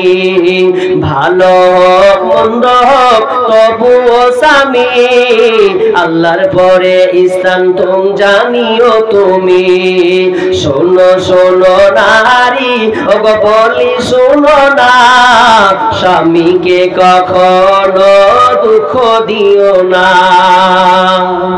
যদি চাও পরকালে জান্নাত বাগান, তাহলে তুমি বিলিয়ে দাও দেহ মন প্রাণ। শোনো শোনো নারী, ওগো বলি শোনো না, স্বামীকে কখনো দুঃখ দিও না। স্বামী নারাজ হইলে, স্বামী নারাজ হইলে জান্নাত মিলে না, স্বামীকে কখনো দুঃখ দিও না। সেজে গুজে থাকো সামনে তাহার, যত খুশি দেখাও তারে রূপেরই বাহার, তোমার রূপের ঝলক যেন অন্য দেখে না, স্বামীকে কখনো দুঃখ দিও না। উম্মে সুলাইম সুন্দর করে সেজে গেছেন, সেজে গিয়ে এবার স্বামী বাড়িতে ঢুকেছেন। এবার স্বামী যখন বাড়িতে ঢুকে গেছে, এবার তারা দুজনে একটা মিলনে চলে গেছে। স্বামীর হক সে আদায় করবে, এ করতে গল্প করতে করতে স্বামীর হকটা আদায় করে দিয়েছে। আর আদায় করা যেমন হয়ে যাওয়া, স্বামীকে যেমন তৃপ্তি করে দিলেন, আহারে এমন একটা বিপদ, যেই বিপদে তার সন্তানটা পৃথিবী ছেড়ে চলে গেছে। আর ওই সন্তান চলে গেছে এখনো স্বামীকে বলে না, কারণ স্বামী বাইরে থেকে আসবে, একটু মন মেজাজ মানসিকতা থাকবে। এই জন্য আমি স্বামীকে সুখে রাখবো, ভালো রাখবো। এবার যখন সম্পূর্ণ মিলন হয়ে গেছেন, নাপাক হয়ে গেছেন, এবার স্বামীকে বলছে, স্বামী আমার, আমি আপনাকে একটা গুরুত্বপূর্ণ একটা কথা বলবো, উত্তর দেবেন। তো বলো কি বলবে? তো বলছে, যদি আপনাকে কেউ আমানত দেয় আর ওই আমানতটা যদি কেউ ফিরিয়ে নিতে চায়, তাহলে কি আপনি ওই আমানতটা ফিরিয়ে দেবেন না? স্বামী আবু তালহা বলছেন, অবশ্যই, যার আমানত সে যদি চায় তা আমি তাকে দিয়ে দেব। এবার স্ত্রী বলছে, স্বামী আমার, আপনাকে আল্লাহ তাআলা একটা আমানত দিয়েছিলেন, আপনাকে একটা সন্তান দিয়েছিলেন, ওই সন্তানটা আল্লাহর আমানতটা আল্লাহ নিয়ে নিয়েছেন। আর যেমনই বলা, স্বামী রাগান্বিত হয়ে গেছে। গেছেন নাপাক অবস্থায়। আনাস নিজে বর্ণনা করছেন আমার আব্বা এমন ভাবে রেগেছে, চোখে লাল লাল করে দিয়েছে, আর রাগান্বিত অবস্থায় বিশ্বনবীর কাছে চলে গেছেন। দিয়ে নবীকে বলছেন, নবী গো, আমার কাছে এরকম একটা ঘটনা ঘটে গেছে। তো বিশ্বনবী দোয়া করে দিলেন, হে আল্লাহ, এই দুজনের মিলনের ফলে তুমি তাদেরকে একটা নেক সন্তান দাও। আর আল্লাহ তাআলা ওই দোয়াটা কবুল করেছে। ভাইরা আমার, তাহলে তারা দুজনে কি করলো? ইসলাম গ্রহণ করলো। আবু তালহা ইসলাম গ্রহণ করেছেন, উম্মে সুলাইম বিনতে মালহান তিনিও ইসলাম গ্রহণ করেছেন। দুজনে ইসলাম গ্রহণ করা হয়ে গেছে, তার মানে ওরা দ্বীনের পথে চলে গেছে। এই দ্বীনদারিতার ব্যাপারে দুটা কথা বললাম, যে দ্বীনের মধ্যে থাকলে, ইসলামের মধ্যে থাকলে তাদের চলাচলটা কেমন হবে। এবার আসেন যে আমি লম্বা করব না 2 ঘন্টা বলেছেন, 2 ঘন্টায় চালাবো, তবে আমি 10টা ধারা বর্ণনা করেছি। মনে আমাকে একটু হেল্প করেন তো, সূরা আনামটা একটু বের করে দেন, 151 নম্বর আয়াতটা। সূরা আনামের 10টা ধারা বর্ণনা করেছি। 1 থেকে বলবো, ধৈর্য সহকারে শুনেন। নাম্বার 1, আল্লাহ বলেন, تعالوا أتلوا ما حرم ربكم عليكم ألا تشركوا به شيئا وبالوالدين إحسانا ولا تقتلوا أولادكم من إملاق نحن نرزقكم وإياهم ولا تقربوا الفواحش ما ظهر منها وما بطن ولا تقتلوا النفس التي حرم الله إلا بالحق ذلكم وصاكم به لعلكم تعقلون। এই 5টা এখন আপনাদের বলবো, বাকি 5টা থাকলে আপনাকে বলবো। আগে 5টাই বলাই যাক। যে আমার আল্লাহ বলছেন, তোরা যদি 10টাকে মেনে নিস, ওয়ান্না হাদা সিরাতি মুস্তাকিমা, এটাই হলো তোমাদের জন্য সোজা রাস্তা। ফাত্তাবিউ, চলতে থাকো ফাত্তাবিউ ওয়ালা তাত্তাবিউ সুবুলা, তোমরা অন্য রাস্তায় চলে যেও না। ফাতাফাররাকা বিকুম আন সাবিলি, যদি তোমরা অন্য পথে চলে যাও তাহলে তোমরা পথ থেকে বেরিয়ে যাবে। অতএব তোমরা এই পথে থাকো। যালিকুম ওয়াসাকুম বিহি লাআল্লাকুম তাত্তাকুন, তারাই হলো প্রকৃত মুত্তাকি, আর ওরাই হেদায়েতের পথে আছে। তো নাম্বার 1, আল্লাহ বলছেন, নবী হে, আপনি আপনার গোলামদেরকে বলে দেন, আপনি আপনার উম্মতদেরকে বলে দেন, তাআলাউ আতলু মা হাররামা রাব্বুকুম আলাইকুম আল্লা তুশরিকু বিহি শাইআ, আপনি আপনার উম্মতদেরকে আপনি তেলাওয়াত করে শুনিয়ে দেন, তারা যেন আল্লাহর সঙ্গে শরীক স্থাপন না করে। আল্লাহর ইবাদত করতে গিয়ে আপনি অংশীদার স্থাপন করবেন না। আর যদি অংশীদার স্থাপন করেন, পার্টনারশিপ গ্রহণ করেন, তাহলে আপনি কি করলেন? শিরিক করলেন। অতএব শিরিক করা যাবে না। কত খাতারনাক জিনিস, শিরিক থেকে বাঁচার চেষ্টা করুন। আল্লাহর ইবাদত করতে গিয়ে আপনি শিরিক করতে পাবেন না। আচ্ছা বলেন তো, আল্লাহর কাছে কোনো জিনিস অভাব আছে? কথা বলেন, আছে? নেই। আপনি যেই চাইবেন, বিষ্ণু বলছেন, তোমার যদি ফিতা পর্যন্ত ছিঁড়ে যায় তো আল্লাহকে মসজিদে বলো, আল্লাহ আমার ফিতা ছিঁড়ে গেছে, তুমি ব্যবস্থা করে দাও, তো পেয়ে যাবে। আসলে আমাদের উপরে ভরসা নাই। ভরসা আছে? আল্লাহকে চাইতে গিয়ে ভরসা নাই। একটা কথা বলি, ভরসা এই জন্য নাই যে একটা হিন্দু লোক প্র্যাকটিস করে চলে এসেছে। প্র্যাকটিস করেছে, ও কি প্র্যাকটিস করেছে? একতলা থেকে পোরছার উঠছে, পোরছার তুলছে, মানে ও ট্রেনিং দিয়ে চলে এসেছে। হিন্দু লোক তো ট্রেনিং দিয়ে চলে এসেছে। একটা মুসলিম ছেলেকে বলছে, এই আমি একতলা থেকে পড়বো, তুই একতলা থেকে পড়বি। যদি আমি একতলা থেকে পড়ি তো আমি একতলা থেকে পড়বো, আমি বলবো, এ ভগবান, পড়বো। যদি আমার হাত পা ভেঙে যায়, জানবো যে আমার ধর্ম মিথ্যা। আর তুই একতলা থেকে পড়বি, আল্লাহ মানে আল্লাহ বলে পড়বি। যদি তোর হাত পা ভাঙে, আমি জানবো তোর ধর্ম মিথ্যা। আর এই কিন্তু ট্রেনিং নিয়েছে বাড়ি থেকেও, মানে একতলা পড়ার ট্রেনিং আগে নিয়েছেও। আর যে মুসলিম ও ট্রেনিং নেয়নি, ইমানও নেই আর ট্রেনিংও নেই, বলছে আয় ঠিক আছে দেখবো। মুসলিমটা একটু চালাক হয়তো, তো বলছে তুই আগে পড়, আগে দেখলি তোরটা। ও পড়বে না, ও বলছে তুই আগে পড়। বলছে আমি পড়ছি আগে। ও তো ট্রেনিং নিয়ে নিয়েছে রে ভাই, কি আছে। ও এবার চেপেছে, চেপে টেপে বলছে হে ভগবান, আর যেমনি পড়েছে ওর হাত পা ভাগেনি। ই তো দেখে ওয়াপ ব্যাক, এত উঁচা থেকে পড়লো, ওর হাত পা ভাগলো না।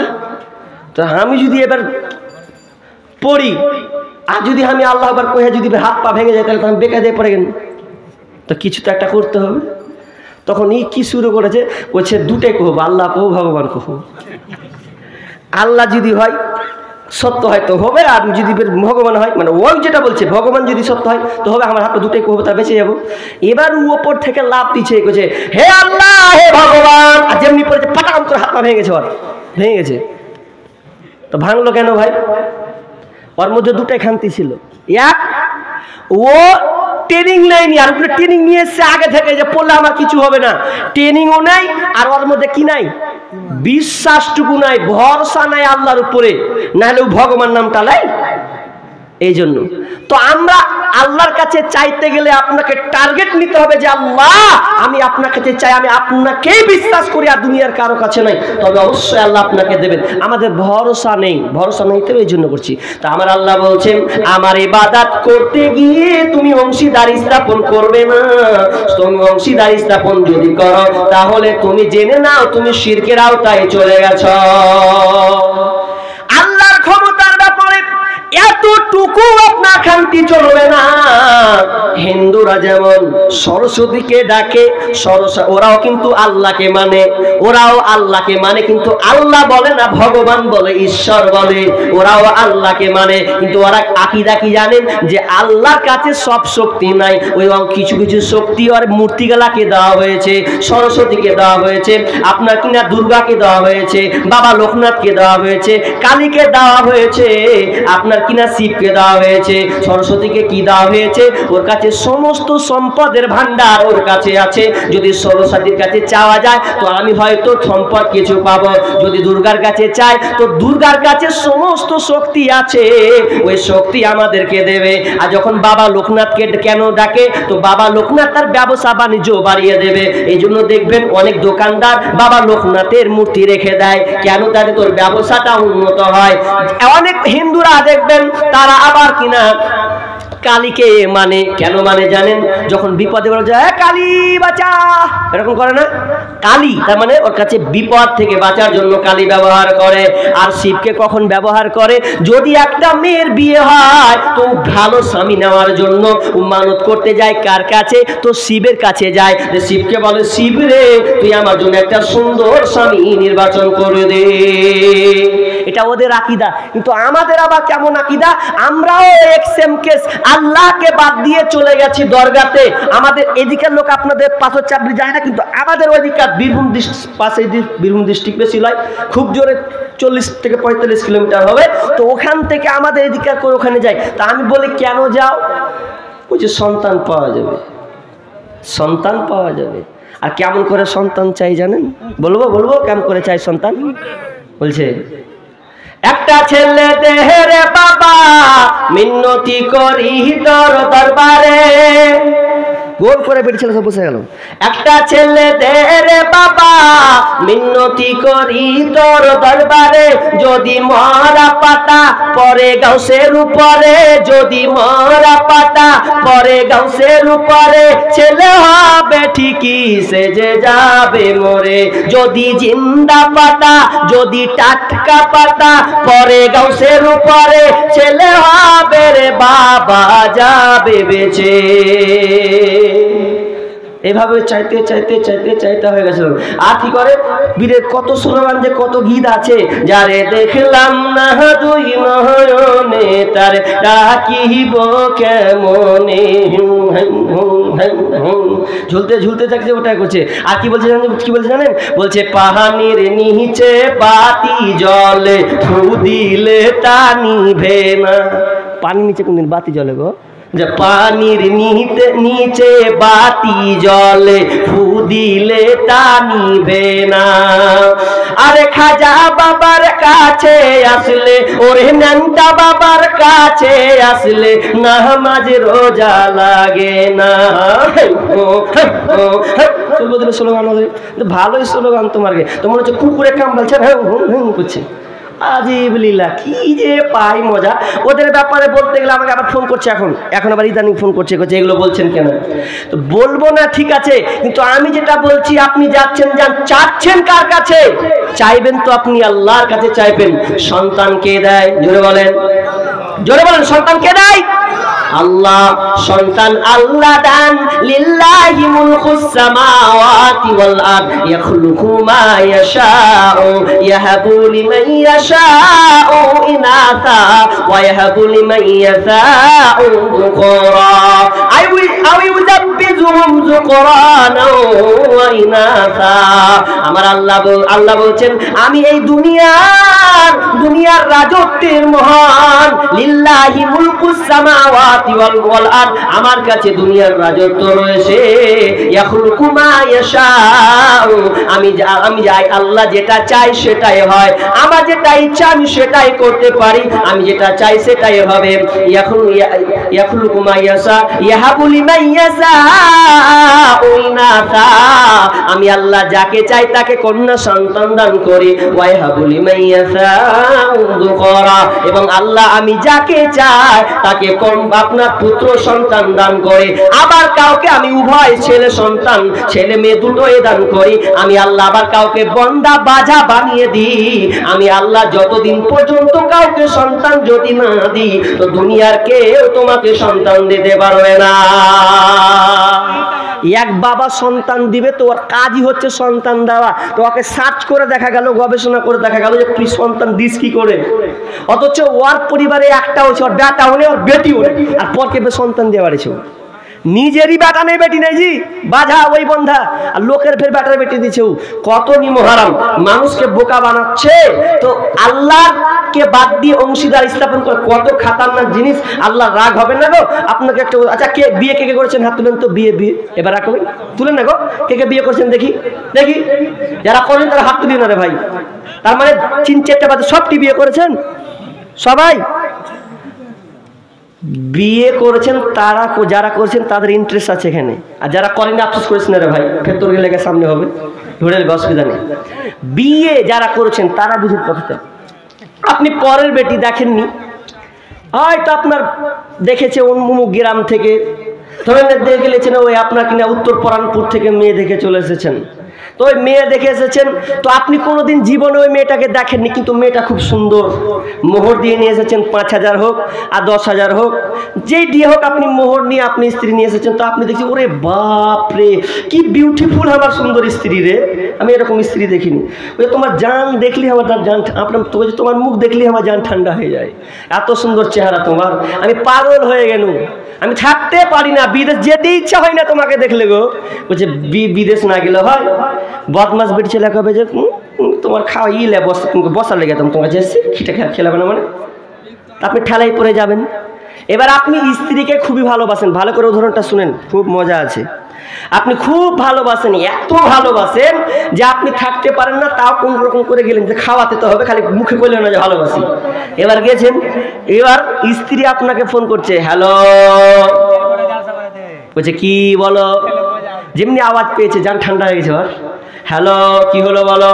বলছে শুনছো দুঃখের খবর? বলছে বলো। ওরে আমার সোনামণি, ওরে আমার প্রিয়তমা, ওরে আমার কলজা, মনে হয় দেখলে আমি আর থাকতে পারি না, তোমার কথা তুমি আমাকে বলো, কি বলছো বলো। তো বলছে শুনে নাও, আজকে গত রাত্রে আমার গলার হারটা চুরি হয়ে গেছে, পাওয়া যায় না। স্বামী বলছে ঠিক আছে, ও আমার প্রিয়তমা, ও আমার গিন্নি, ও আমার আদরি, শোনো শোনো, তোমার সোনার অলংকার হারিয়েছে, হারিয়ে যাক, আমি মাসে 30,000 কামাই, 40,000 কামাই, এতে অসুবিধা নাই, যেদিন বাড়ি আসবো সেদিন তোমাকে গলার হারটা বানিয়ে দেব। এই গেল, ফের কিছুদিন পর ফের ফোন করে দিয়েছে, হ্যালো, বলছে বলো। বলছে শুনছো? হ্যাঁ শুনছি, বলো না কি বলছো? তো বলছে শোনো না, ওদিনকে গলার হারটা হারিয়েছে, আজকে ফের কানেরটা পাওয়া যায় না, কানেরটা পর্যন্ত চুরি করে নিয়েছে। স্বামী কিন্তু রাগে না, মহব্বতের জিনিস, ও আদরি একটা সন্তান। তো বলছে ঠিক আছে, তোমার কানের দুল হারিয়ে গেছে, আমার আপত্তি নাই, এতে তোমাকে দুঃখ করতে হবে না। কিছুদিন পর আবার ফোন করছে, স্বামী আমার নাকের দুলটা, আপনার ফুলটাও পর্যন্ত পাওয়া যায় না। স্বামী কিন্তু রাখছে না, আর বলছে তুই আমার জান, তুই আমার প্রাণ, তুই আমার প্রিয়তমা, আমি যতই হারাবে হারা করে, এ নিয়ে তোমাকে চিন্তা করতে হবে না, বাড়ি যাব তোমাকে সব কিছু বানিয়ে দেব। এবার মন দিয়ে শোনেন, এবার 3 বেলা 3 রকম বলেছে। আবার আজকের দিনেও ফোন করেছে, আপনার ধনী পাড়া আজকে জালসা, তো এই জালসাতে আপনাকে আপনার স্ত্রী ফোন করে দিয়েছে, আপনি বিদেশে আছেন। বলছে হ্যালো, আজ মন তো খারাপ, কিন্তু হ্যালো, কি ব্যাপার রে, তোর মন কেন সুখা সুখা লাগছে রে? অন্যদিন তো কত সুন্দর করে কইতি, আর আজ মন টন খারাপ কিনা রে? বল কি হয়েছে বল। বলছে কি বলবো, বলতে সো লজ্জা লাগছে। বল স্বামীকে ফের লজ্জা লাগে, বল কি হয়েছে? বলছে শুনছো? বলছে এমন একটা অঘটন কাজ করে ফেলেছি। তো বল কি কাজ করেছিস বল।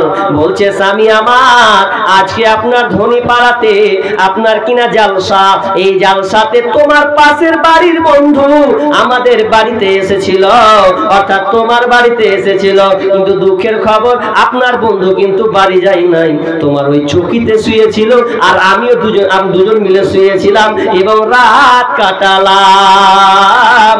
এবার বলেন স্বামী বলবে ঠিক আছে? বলবে ঠিক আছে? বলে ঠিক তো দূরের কথা, ও এখনই বলবে বাড়া ঘর থেকে বের হও। আরে এতদিন বলেছেন না আপনার প্রিয়তমা আমার আদরি বলে আপনি খুব ডেকেছেন, আপনাকে বলেছে গলা হারিয়ে গেছে, আপনি বলেছেন ঠিক আছে, কানে দুল হারিয়ে গেছে ঠিক আছে, নাকের ফুল হারিয়েছে ঠিক আছে, কিন্তু এখন তো নিবে না। এই তো স্বামী, কোন স্বামী মেনে নেবে না, নিজের হক অন্যকে দিয়ে দেবে, এটা কোন স্বামী মেনে নিবে না। ও বলবে তোর গলার হার হারিয়েছিল, এটা মেনে নিয়েছিলাম, তোর কানে দুল হারিয়েছে মেনে নিয়েছিলাম, কানের ফুল হারিয়েছে মেনে নিয়েছিলাম, কিন্তু আজকে তুই এমন একটা কথা, জঘন্য কথা শোনালি রে, এই কথা তো আমি জীবনে মেনে নিব না, যা তোকে আমি এখনই তালাক দিলাম। কি ভুল করলে জি? সামান্য একটা ভুল করেছে, একটা বন্ধুর সঙ্গে ও শুয়ে গেছে, একটা ভুল করার কারণে যদি আপনার সহ্যই না হয় যে তোকে তালাক, তুই এক মুহূর্ত থাকতে পাবি না।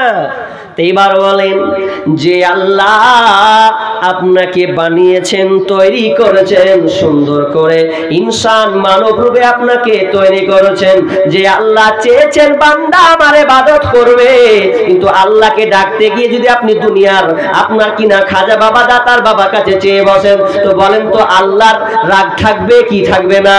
থাকবে, যে আল্লাহ আপনাকে বানিয়েছেন ইবাদত করার জন্য।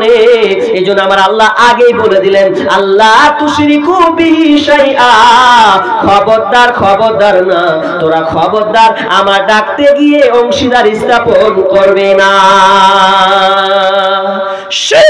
শিরক কত ভয়াবহ জটিল কাজ, এ লম্বা আলোচনা করা যায়, ইমামকে জেনে নেবেন কত শিরকের ব্যাপারে কত ভয়াবহতা বলা হয়েছে। কোন ব্যক্তি যদি শিরক করে মারা যায় আর তওবা যদি না করে মারা যায়, তাহলে তার ঠিকানা হচ্ছে জাহান্নাম, জীবনে কোনোদিন জান্নাতে যাবে না। শিরক করলেও 5টা বিপদে পড়বে, 5টা জায়গা থেকে বিপদে পড়বে, কোরআন হাদিস থেকে চুনে বার করেছি, 5টা থেকেও বিপদ কি হবে, বিপদের সম্মুখীন হবে এবং সে বঞ্চিত হবে। অতএব শিরক থেকে বাঁচার চেষ্টা করুন, শিরক কঠিন ভয়াবহ পাপ। একটা বলি, অতটি বলতে যাব না, একটা পাপ বলি, একটা গুনাহ বলি, এটা হচ্ছে লাআল্লাকা তামিমা ফাকাদ আশরাক। যে ব্যক্তি মাদুলি ঝুরালো, তাবিজ কিন্তু এটা আপনি না বলতে পারবেন না যে কারণে অনেকে তাবিজ পড়ে আছেন, অথচ এই তাবিজ পরে যদি আপনি মারা যান তাহলে আপনি জান্নাতে যাবেন না। শিরক, তাবিজ ছুঁড়ে ফেলতে হবে। আজকে বক্তব্য শুনছেন, আজকে এই তাবিজকে ছিঁড়ে ফেলে দিবেন এই মাঠেই। তাবিজ পরে যদি আপনি মারা যান, বলে দিলাম আপনাকে, আমি বলিনি, আল্লাহ বলেছেন ইন্নাহু মাইশবিল্লাহি ফাকাদ হারামাল্লাহু আলাইহিল জান্নাহ ওয়া মাওয়াহুন নার ওয়া মা লিয-যালিমিনা মিন আনসার। শিরিক করলে জান্নাত হারাম, জাহান্নাম অবধারিত, জাহান্নাম যেতেই হবে আপনাকে, অতএব করি না। আর ছোট্ট আরেকটা ছোট হাসির শিরিক বলবো, যদিও হাসি লাগবে শুনে, কিন্তু শিরিক এটা করিয়েন না। এদিকে আপনাদের গ্রামে আছে কিনা আমাকে বলবেন। আমি শুনে তো হেসে থাকতে পারি না যে শিরিকটা এইরকম কোন কে দিলে ওকে, কে যে তৈরি করেছিল ওকে আমি দেখলে ওকে খানিকটা বসে গল্প করতো। কে আছে বলবো শিরিকটা আপনার সমাজে আছে? একটা মৌলভী সাহেবের চোখে ফোট উঠেছে, ওটাকে আজলি বলি, আপনারা আজলি বলেন? বলে আজলি, আজলিকে আজলি, এরকম আজলিও বলে অনেকে। তোকে চোখে একটা ফোট উঠেছে, তো লাল হয়ে গেছে, চোখটা ফুলে গেছে, তো ও বলছে আল্লাহ তুমি আমাকে বাঁচাও, আল্লাহ আল্লাহ তুমি রক্ষা করো, করছে করছে। তো একটা লোক বলছে মৌলভী সাহেব খাম খাকালে আল্লাহ লাগাচ্ছে, একটু যদি ভালো হয়ে যাবে না?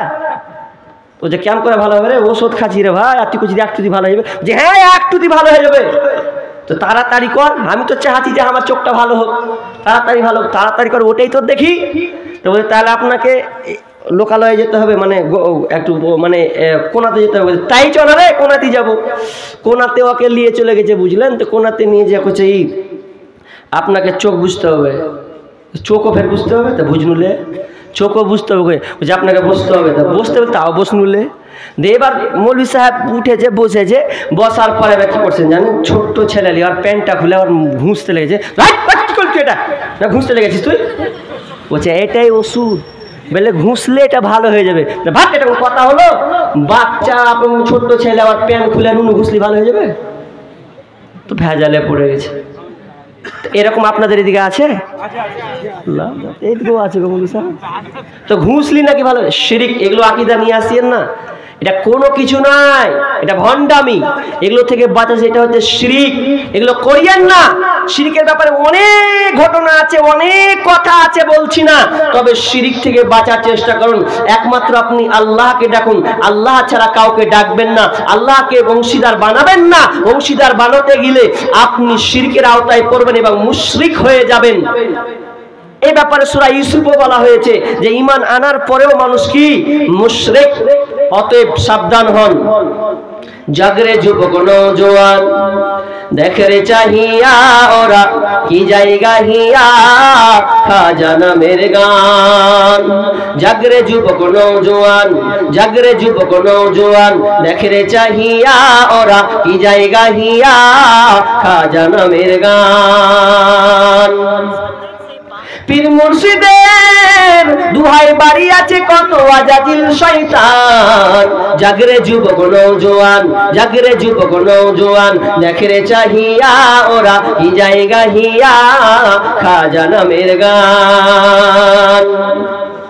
কত কবরে জলের প্রদীপ, মসজিদে নেই বাতি, খানকা বাজারে সিমনি লইয়া উঠেছি সব মাটি। কত কবরে জলের প্রদীপ, মসজিদে নেই বাতি, খানকা বাজারে সিমনি লইয়া উঠেছি সব মাটি। এখনো তোর ঘুমের ভান, জাগরে যুবক নওজোয়ান, দেখরে চাহিয়া ওরা কি জায়গা হিয়া, খাজা নামের গান। লুটেরারা দল লুটলো সবই, আর কিছু নেই বাকি, কত রমণী করছে ধর্ষণ ধর্মের নামে ডাকি। লুটেরার দল লুটলো সবই, আর কিছু নেই বাকি, কত রমণী করছে ধর্ষণ ধর্মের নামে ডাকি।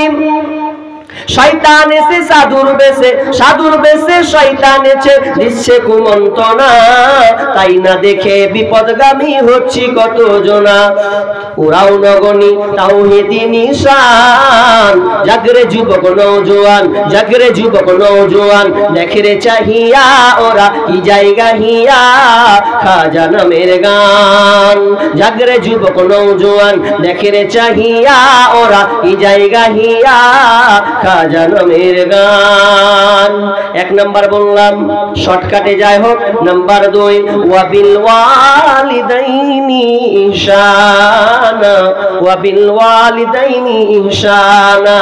তোমরা পিতা মাতার সঙ্গে ইহসান করবে, সৎ ভালো ব্যবহার করবে, খবরদার পিতা মাতার সঙ্গে খারাপ আচরণ করবে না।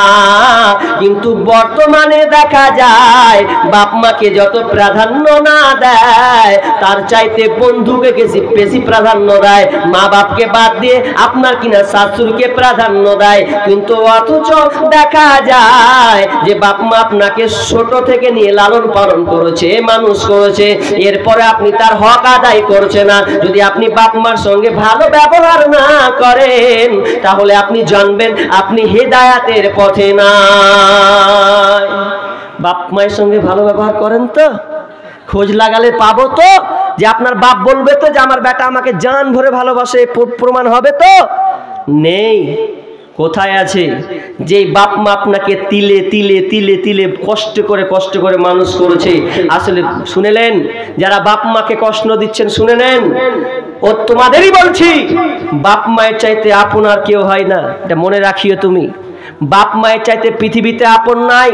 যদি আপন বলে কেউ আছে তো বাপ এবং মা, এর চাইতে আপন পৃথিবীতে আর কেউ নেই। তুমি আপন কাকে ভেবেছো? হ্যাঁ, কাকে ভেবেছে? স্বার্থ ছাড়া বন্ধু বান্ধব কাছে আসে না, বিনা স্বার্থে কেউ কাউকে ভালোবাসে না। স্বার্থ ছাড়া ভালোবাসে শুধু শাশুড়ি মা। ঠিক? শাশুড়িতে ভালোবাসে না? আসলে শাশুড়ি ভালোবাসে। আর যদি বলেন যে শাশুড়ি ভালোবাসে না, তো এখানে শাশুড়ি থাকে, তো বলবে না কহেছিস, পরটা খবর নিয়ে নেবে। বিনা স্বার্থে কেউ কাউকে ভালোবাসে না, স্বার্থ ছাড়া বন্ধু বান্ধব কাছে আসে না। বিনা স্বার্থে কেউ কাউকে ভালোবাসে না, স্বার্থ ছাড়া ভালোবাসে শুধু আমার মা। এবার ঠিক আছে, তাহলে মা ছাড়া আপনার কিনা কেউ আপনাকে ভালোবাসতে পারবে না। এই মা বাপের ব্যাপারে যদি আমি আপনাকে বলতে চাই অনেক লম্বা হয়ে যাবে, কিন্তু আমি দু তিনটা কথা বলবো। যখন মায়ের কথা এসেছে, মা কত দামি ইবাদত, মাকে আপনি খিদমত করলে আপনি জান্নাতে চলে যাবেন। মা বাপ যদি নারাজ হয়ে যায় তাহলে আপনি কোনোদিন জান্নাতে যেতে পারবেন না। মাকে যদি আপনি কষ্ট দিয়ে থাকেন তাহলে আপনি জান্নাতে যেতে পাবেন না। দুর্ভাগ্যজনক আপনাকে একটা কথা বলি, আজকের টাটকা ঘটনাটা 3 দিন ঘটেছে, বাংলাদেশের একটা ঘটনা। একজন বাপ 4টা সন্তান মানুষ করেছে, কিন্তু কোন সন্তান কিন্তু বাপকে দেখে নাই তো 4 নম্বর বেটা বেঈমান বদমাশ শয়তান, 1 নম্বরে শয়তান। ওই সন্তানটা কি করেছে শুনেলেন? বাপের পা মেরেছে, পাকে ভেঙে দিয়েছে, পুরো পাটা ভেঙে দিয়েছে। এত দুঃখের কথা আপনাকে কি করে বলে? পা ভেঙে দেওয়ার পর ওই বাপটাকে বাড়ি থেকে তাড়িয়ে দিয়েছে, বাপকে তাড়িয়েছে, মাকে তাড়িয়েছে, এবং বাপকে মেরে ধরে নিজের নামে করে নিয়েছে। বেঈমান বাপকে পর্যন্ত মারতে ছাড়ে নাই। সাংবাদিক প্রশ্ন করছে যে আপনাকে কে কে মেরেছে? বাপটা বয়স্ক হয়ে গেছে, বলছে আমাকে বৌমা পর্যন্ত মেরেছে, জুতার বাড়ি বাড়ি মেরেছে। এই কথা শুনে কার রাগ? কে থাকবে গো? চুপ গো। যেই বলতে যাচ্ছে তার নামে মামলা দিয়ে দিচ্ছে, যেই বলতে যাচ্ছে ওর নামে মামলা দিয়ে দিচ্ছে। কেউ আপনার কিনা বিচার করতে পারছে না, এরকম অবস্থা। আজকে দেখছিলাম ঘটনাটা 3 দিনের হয়েছে। তো মা মরে গেছে, মা মরে গেছে, এগনেতে লাশ পড়ে আছে, বউও তালা খুলে না, বেটা তো তালা খুলে না, তালা মেরে ভেতরে ঢুকে আছে, আর মা পড়ে আছে বাইরে। কত বড় নিমহারাম! বাপকেও মেরেছে, মাকেও মেরেছে, কিছুদিন আগে মেরেছে। এবার লাশ যখন মরে গেছে তখন লাশটা বাইরে পড়ে আছে, বউও বের হয় না, বেটাও বের হয় না, টাকা সব আত্মসাৎ করেছে। দেখলাম তারপরে পাশের ঘরটা দেখালো, যে ঘরটাই বুড়া বয়স্ক বুড়িমা আর তার পিতা যখন দুজনেই ছিল, তাদেরকে মেরে ধরে হাঁকিয়ে দিয়েছে। তো ঘরের আপনার কিনা দরজা জানালা চৌকি সব কিছু বিক্রি করে দিয়েছে, ঘরকে ফাঁকা করে দিয়েছে। মায়ের লাশ পড়ে আছে। বেঈমান, তুমি মা তোমাকে লালন পালন করেছে, খবরদার এই জঘন্য কাজ করিও না। মাকে জীবনে কষ্ট দিও না, কষ্ট দিলে তোমার দুঃখ আছে। যেই মা তোমাকে কষ্টের পর কষ্ট লালন পালন করেছে, ভাগ দিয়েছে, তুমি ভাগ দাও না বেটা। তুমি শোনো, তোমার দুনিয়া তো ধ্বংস আছে, আখিরাতে তোমার ধ্বংস আছে। আমরা আজকে বাপ মাকে কষ্ট দিব না, আপনাকে এখনই প্রমাণ করবো। আজকে জালসা না? আচ্ছা, কোন সন্তান বলেন আজকে যে আমার আব্বা আজকে জালসা শুনতেছে, আমার আব্বাকে আমি 100 টাকা ধরিয়ে দিয়েছি, যে আব্বা তোমাকে আজকে আমি 100 টাকা দিলাম, 50 টাকা আজকে এই মসজিদ এই কবরস্থানের জন্য দিও, আর 50 টাকা তুমি খাও। কে করেছেন এরকম? আজকে নেই। তাহলে আপনি কেমন ভালোবাসেন? অথচ আপনি ওই সন্তান যখন আপনার বয়স 6, 8, 10, 5 টাকা না হলে 10 টাকা না হলে আপনি স্কুল যাননি, ওই বাপের কাছে যদি টাকা না থেকেছে তবুও কি করেছে? অন্যের কাছে ধার নিয়েছে, ধার নিয়ে আপনাকে 5টা উঠিয়ে দিয়েছে, বেটা যা তুই এবার স্কুল যা তো যা। আর আজকে আমরা টাকা পয়সা হয়েছে, মাসে 15,000 কামাই, বল কোন মা দেখাতে পারবেন কোন বাপ মা বলেছে যে বেটা তুই আমাকে সুন্দর বাড়ি করে দে, এরকম চেয়েছে কোনোদিন? না, বরং আপনার কাছে 2টা চেয়েছে, বেটা তুই আমাকে 2টা খেতে দিস। মা বাপ বৃদ্ধ হয়ে গেলে কি করে? মা কত কষ্ট করেছে, পৃথিবীতে চাইতে আপনার জন্য কেউ কষ্ট করে নাই। বিজ্ঞান আপনার ডাক্তারেরা বলছে যখন মা গর্ভবতী হয়, যখন পেটে সন্তান থাকে, যখন সন্তানটা ডেলিভারি হয়, দুনিয়ায় যখন আসে, তখন ব্যথাটা কতটা থাকে শুনে নাও। এত ব্যথা কারো দুনিয়ার সঙ্গে তুলনা করা যাবে না। 20টা হাড় ভেঙে যাওয়ার মতন মায়ের ব্যথা হয়। বিজ্ঞানীরা আপনার ডাক্তাররা বলছেন যে একটা মানুষ 47 থেকে 48 ইউনিট ব্যথা অনুভব করতে পারে, কিন্তু মা যখন সন্তান প্রসব দেয় তখন ওই মাকে 57 থেকে 58 ইউনিট ব্যথা তাকে ভোগ করতে হয়, কষ্ট পেতে হয়। যেই মা আপনাকে পেটে নিয়েছে, কোনো না খেয়ে সুখ, না বসে সুখ, না শুয়ে সুখ, কোনো অবস্থায় সুখ নেই। যে মা আপনাকে কষ্টের উপরে ধারণ করেছে আর বলেছে আমার যত কষ্ট হোক আমার সন্তানের জন্য কষ্ট না হয়, আমার সন্তানের জন্য কষ্ট না হয়, আমার যাই হবে হোক আমার সন্তানের জন্য কষ্ট না হয়। যেই কষ্টের পর কষ্টে আপনাকে মা লালন পালন করেছে, আমার আল্লাহ বলছেন ওয়াসাইনা ইনসানা বিওয়ালিদাইহি হামালাতুহু উম্মুহু ওয়াহানান আলা ওয়াহান ওয়া ফিসালুহু ফি আমাইন আনিশকুরলি ওয়া লিওয়ালিদাইক ইলাইয়াল মাসির। আমার আল্লাহ বলছেন খবরদার মায়ের সঙ্গে তোমরা কি করো? ওয়াসাইনা ইনসানা বিওয়ালিদাইহি, তোমার পিতামাতার সঙ্গে তুমি সৎ ব্যবহার করো, ভালো ব্যবহার করো। ওহান, তোমার মা তোমাকে দুর্বলতার উপরে লালন পালন করেছে। দানের দিকে যান জি, ওর বাবা মারা গেছে 1000 টাকা। 1000 টাকা ওনার দান শুরু করে দেবো। লোকটি তো চুপচাপ বসে আছে, পালাইনি, ওর তো আলোচনা শুনছে। শেষ করে দেবো 12:30 শেষ করে দেবো, 12:30 12:10 টার্গেট লম্বা 20 মিনিট বলেন। মাখনা পাটি আছে, ব্যবসায়ী আছে, সময় লাগবে। তাহলে আমি দেখেন, দান আমার লম্বা করে আমার অভ্যাস নেই। আমাকে যদি 5 মিনিটে বলেন তাই আমাকে যদি 8 ঘন্টা বলেন ওটিকে দান হবে, 5 মিনিটে বলে আমার ওটিকে দান হবে। আমি যেভাবে দান করি, আমি তো আর ওইভাবে চাইতেও পারি না, আর তো আমি ছন্দ বলতেও পারি না। 5 মিনিটের শেষে মনে আপনি টাইম ঘুরে দেখে থাকেন, 5 মিনিট হবে, আমি মুছে ছুটে যা পাবো সব নিয়ে। আচ্ছা, টাকা কে কে দিবেন না বলেন তো? সবাই দিবে টাকা, হাত কেউ তুলেন, সবাই টাকা দিবে। হ্যাঁ, তো শেষে 5 মিনিট টাকা গন্ডি দিয়ে দেবো। আমি 5টা বিষয় সবটিতে বলতে পারি না সব জায়গায়। তো যাই হোক, একটু ধীরে স্থির হয়ে বসেন। মানুষ উঠেনি, আমি তো দেখছি যে মানুষ ধৈর্য সহকারে শুনছে বসে। তো যাক, বলা যাক, মায়ের সঙ্গে আপনি ভালো ব্যবহার করবেন। মায়ের চাইতে আপনার কেউ নেই। একটা উদাহরণ দিয়ে আমি আবার অন্যদিকে বেরিয়ে চলে যাই। মা কত দামি জিনিস, একটা উদাহরণ নেন। একটা গ্রামে জানেন, আচ্ছা, আগে কূপ ছিল, কুহা। আপনারা কি বলেন কুহাকে? কিদারা নাকি? কিদারা বা কুহা বলি আমরা। কুহা পানি তুলে না, পানি তুলে, তো পানি যখন তুলে তো ডোল দিয়ে তুলে না, দড়ি দিয়ে। এখন সব কল হয়ে গেছে। তো পানি তুলতো, তো পানি তোলার পরে একটা মেয়ে পানি তুলছে, তো ডোল কেটে গেছে বারবার। মা বলছে, মাগে ডোল কেটে গেছে গে, ভাত তোর কথা যত সব আমাকে দে। ও যখন তুলছে তো বড় ডোল কেটে গেছে। যে কি হলো রে, লে ব্যাগ তুই হাঁকে বকছিস, তোর কাছে কেন কেটে গেছে। তখন এবার বলছে কি করবো রে, তাহলে মরলকে বলতে হবে। তাহলে চ মরলকে খবর দিই। এবার মরলকে যখন খবর দিয়েছে, তো মরল বলছে যত খেপি রে কথা, চ আমি দেখাচ্ছি গা। ও যখন ডোল তুলছে তো বড় ডোল কেটে গেছে। ব্যাপার কি হলো রে, মাথায় খারাপ, ডোল কেটেছে। তখন কি করলো, ডোল কাটার পর বলছে ই করে, তাহলে তো কঠিন ব্যাপার, কিছু তো গন্ডগোল আছে এখানে, ভূত। তো কি করতে হবে, তো কবিরাজের কাছে চল। আর মানুষরা কবিরাজে বিশ্বাসী খুব, আর সবচেয়ে বেশি ছিল স্পার্ট কবিরাজকে। এক জায়গায় গল্প করছে কি জানেন, ধুলিয়ান হাসপাতালে বলতে যে কবিরাজকে আল্লাহ কইতে হবে গে, কবিরাজকে আল্লাহ কইতে হবে, মানে ও সবই করে দিছে। তা আমি মনে মনে করছি আল্লাহ কেন কবি, তো যত বেটি আছে কবিরাজ সাথে বিয়া দিয়ে দিস, সব পেয়ে কি করবো। নোংরা নয় এটা, মাপ চাইতে আল্লাহর কাছে, নাহলে তখন ক্ষমাই করবে না। তো কবিরাজ কাছে বলছে সাংঘাতিক ব্যাপার, বলছে পানি তুলছি তো ভুল কেটে দিয়েছে। কবিরাজ বলছে সাংঘাত একবারে বিশাল ভয়ঙ্কর, তো বলছে ওখানে আফ্রিকা জঙ্গলের ভূত আছে, ওই জন্য উঠছে না। তাই এবার মরল তো ভয় খেয়ে গেছে, ব্যাপার তো খারাপ, তাহলে কেউ পানি তুলতে পারবে না। কী করতে হবে, তাবিজ নিতে হবে, 4000 টাকা লাগবে। 4000 টাকা নেন, তাবিজটা মেরে দেন ফাটাফাট। তাবিজ মেরে দিল, দেওয়ার পর ফের যদি বিসমিল্লাহ কহে তুলছে, ফের কেটে গেছে, কাজ হয় না। আর একটা কবিরাজের কাছে চলে গেছে, কবিরাজ কাছে দিয়ে বলছে যে কাজ তো হয় না, বড় কবিরাজ কাছে চলে গেল, তো বলছে জানেন এরকম রকম বলছে, তাবিজ দিয়েছি কাজ হয়নি, বলছে ও তো চিটার, 4000 কাজ হবে, আপনি আমার কাছে 10,000 দিবেন, বাম্পার করে তাবিজ বানিয়ে দেবো, দেখবেন সঙ্গে সঙ্গে রেজাল্ট। বুঝে দেন তাহলে। 10,000 টাকা তুলেছে গ্রামে চাঁদা দিয়েও কাজ হয়নি, ফাটান করে কেটেছে। বড়লে তো মন টন খারাপ, কি করা যাবে? তখন বলছে এই বাদ দে কবিরাজ টবিরাজ, কেউ নামবে কি বল? আচ্ছা ভূতের কথা শুনে কেউ নামবে?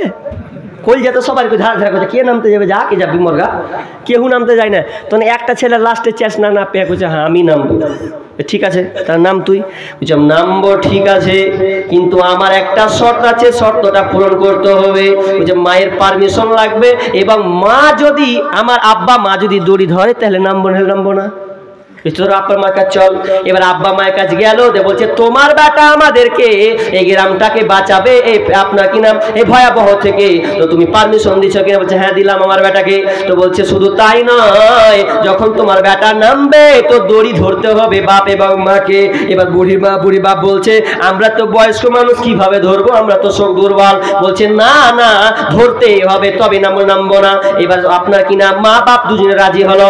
এবার নামার পর এবার দড়ি ধরেছেন সবাই, গ্রাম মরল সবাই দড়ি ধরেছে, বাপ মাও দড়ি ধরেছে। এবার ওই ছেলেটা কূপে নেমে গেছে, নেমে যাওয়ার পর আর যেমনই গর্ত ভিতরে নেমে যাওয়া, একটা চিল্লান মেরেছে, বলছে ধরেছি ভূত ধরেছি ভূত ধরেছি। আর যেমনি কয়েছে ভূত ধরেছি, মরল কোন দিকে পালাবি পালা, গ্রামের লোক পালাবি পালা, সব ছেড়ে দড়িতে পালিয়ে গেল, কেউ আর নেই। থাকা যায় ধরেছি কইছে তোমার আমরাও কেন। কিন্তু শুনলেন হাসলেন। এবার একটু বুঝার চেষ্টা করুন, সবাই দড়ি ছেড়ে পালিয়েছে, কিন্তু দুইজন দড়ি ছেড়ে পালাই নাই, সেটা হচ্ছে মা আর আব্বা, তারা দুজনেই ছেড়ে পালাইনি। এবার বাপ মা কি করবে? কষ্ট করে সন্তান যদি বিপদে পড়ে, কোনো বাপ মা চাই না আমার সন্তানটা আমার কাছ থেকে হারিয়ে যাক, কেউ চাইবে না। এই জন্য তারা দুজন কষ্টের পর কষ্ট, যতই কষ্ট হোক না কেন, কষ্ট মষ্ট করে সন্তানকে উপরে উঠিয়েছে। এরপরে সবাই হাজির হয়ে গেছে, দিয়ে বলছে কি রে কেমন ভূত? বলছে ভূত নয়, আমার ভূত ছিল না, আমি যেটা ধরেছিলাম ওটা হচ্ছে বানর। তুই যে ভূত বললি, যে ওটাই তো আমার খেলা, ভূত বলেছি দেখবো যে কে দামি জিনিস, ওটা আজকে আমি প্রমাণ করবো, ওই জন্য মাকে বাপ্পাকে ধরিয়েছি। দিয়ে বলছে তো গিফট দেবো, বলছে গিফট নিব না, আমার গিফট ধরার দরকার নাই, তোমরা তো আপনার নিজের স্বার্থ নিয়ে পড়ে আছো। আমার বাপ মা দড়ি ধরেছে, আমি উঠে এসেছি, আমি এই জন্য আমার বাপ মাকে দড়ি ধরতে বলেছিলাম। তোমরা আমি যদি কোনো বিপদে পড়ে যাই, যদি অবশ্যই কিছু যদি থাকে আর আমাকে ধরে নেয়, তো আমার বাপ মা আমাকে বাঁচাবে বাঁচাবে, অত আমি কারো পুরস্কার নিব না। তো বাপ মা কত দামি জিনিস, কোন সন্তান চাই না যে আমার সন্তানটা বিপদে থাক। শোনো তাই নাই, বাংলাদেশের 1-4টা 3টা বেটা, আপনার 2-3টা বেটি, তারা চলে গেছে শ্বশুরের ঘর, 3টা সন্তান ওই আপনার মাকে কি করেছে, বাহির থেকে বার করে দিয়েছে। চট্টগ্রামের ঘটনা, বের করে দিয়েছে, খাবার দেয় না, বৌমাগুলো একটাও ভালো নয়। বের করে দেওয়ার পর সাংবাদিক প্রশ্ন করছে মা তুমি এখানে কয়দিন থেকে আছো? তো বলছে আমি এখানে 3 মাস হয়ে যাচ্ছে এখানে আছে। বলছে তোমাকে কেউ দেখে না? বলছে না আমাকে কেউ দেখে না। তাহলে কে দেখে? বলছে আমার একটা বান্ধবী আছে, ওই বান্ধবী আমাকে এসে খাইয়ে দেয়, সুন্দর পরিপাটি করে দেয়, তাছাড়া কেউ আমাকে দেখে না। এবার ওই সাংবাদিক প্রশ্ন করছে, বলছে মা বলো যদি আমি এখন কেস করি তোমার সন্তানের উপরে, যদি আমি কেস করতে যাই তো বলো তুমি কি রাজি হবে? তো আমি কেস করব, তোমার সন্তান জেলে পচে মরবে, এটা এই কাজটা করব। সঙ্গে সঙ্গে মা বলছে না বেটা না, খবরদার না না, আমি বেঁচে থাকি আমার কোনো সন্তানকে আমি জেলে যেতে দেব না, মা হিসাবে আমি সহ্য করতে পারবো না যে আমার ছেলেরা জেলে আছে, এটা আমি চাই না, আমি চাই না। আমি কয়দিনে জিন্দেগি আছি, মরে যাব, শেষ হয়ে যাব, আমার সন্তানেরা সুখে থাক। বন্ধুরে আমার, মা এমনই জিনিস, বাপ এমনই জিনিস যে না, যার নাই সেই কেবল জানে। মা বাপ খুব দামি জিনিস। দেখেন, এই দু একটা কথা বলে আমি আর 3 নম্বর একটাই ধরবো, দিয়ে আমি চাঁদা এই যেটা নিব সেটা নিব। আপনারা থাকেন যাবেন না। কি বললাম যে বাপ মা বুড়িয়ে গেছে, খবরদার জাক মারিয়েন না। ওই বাপ মাকে আপনি প্রতিদিন 20 টাকা দিবেন, 10 টাকা দিবেন, যে আব্বাকে বলবেন আব্বু সকালে একটু চা খেয়ে এসে যাও, 10 টাকা তোমাকে দিলাম। এই কাজটা আপনি করবেন।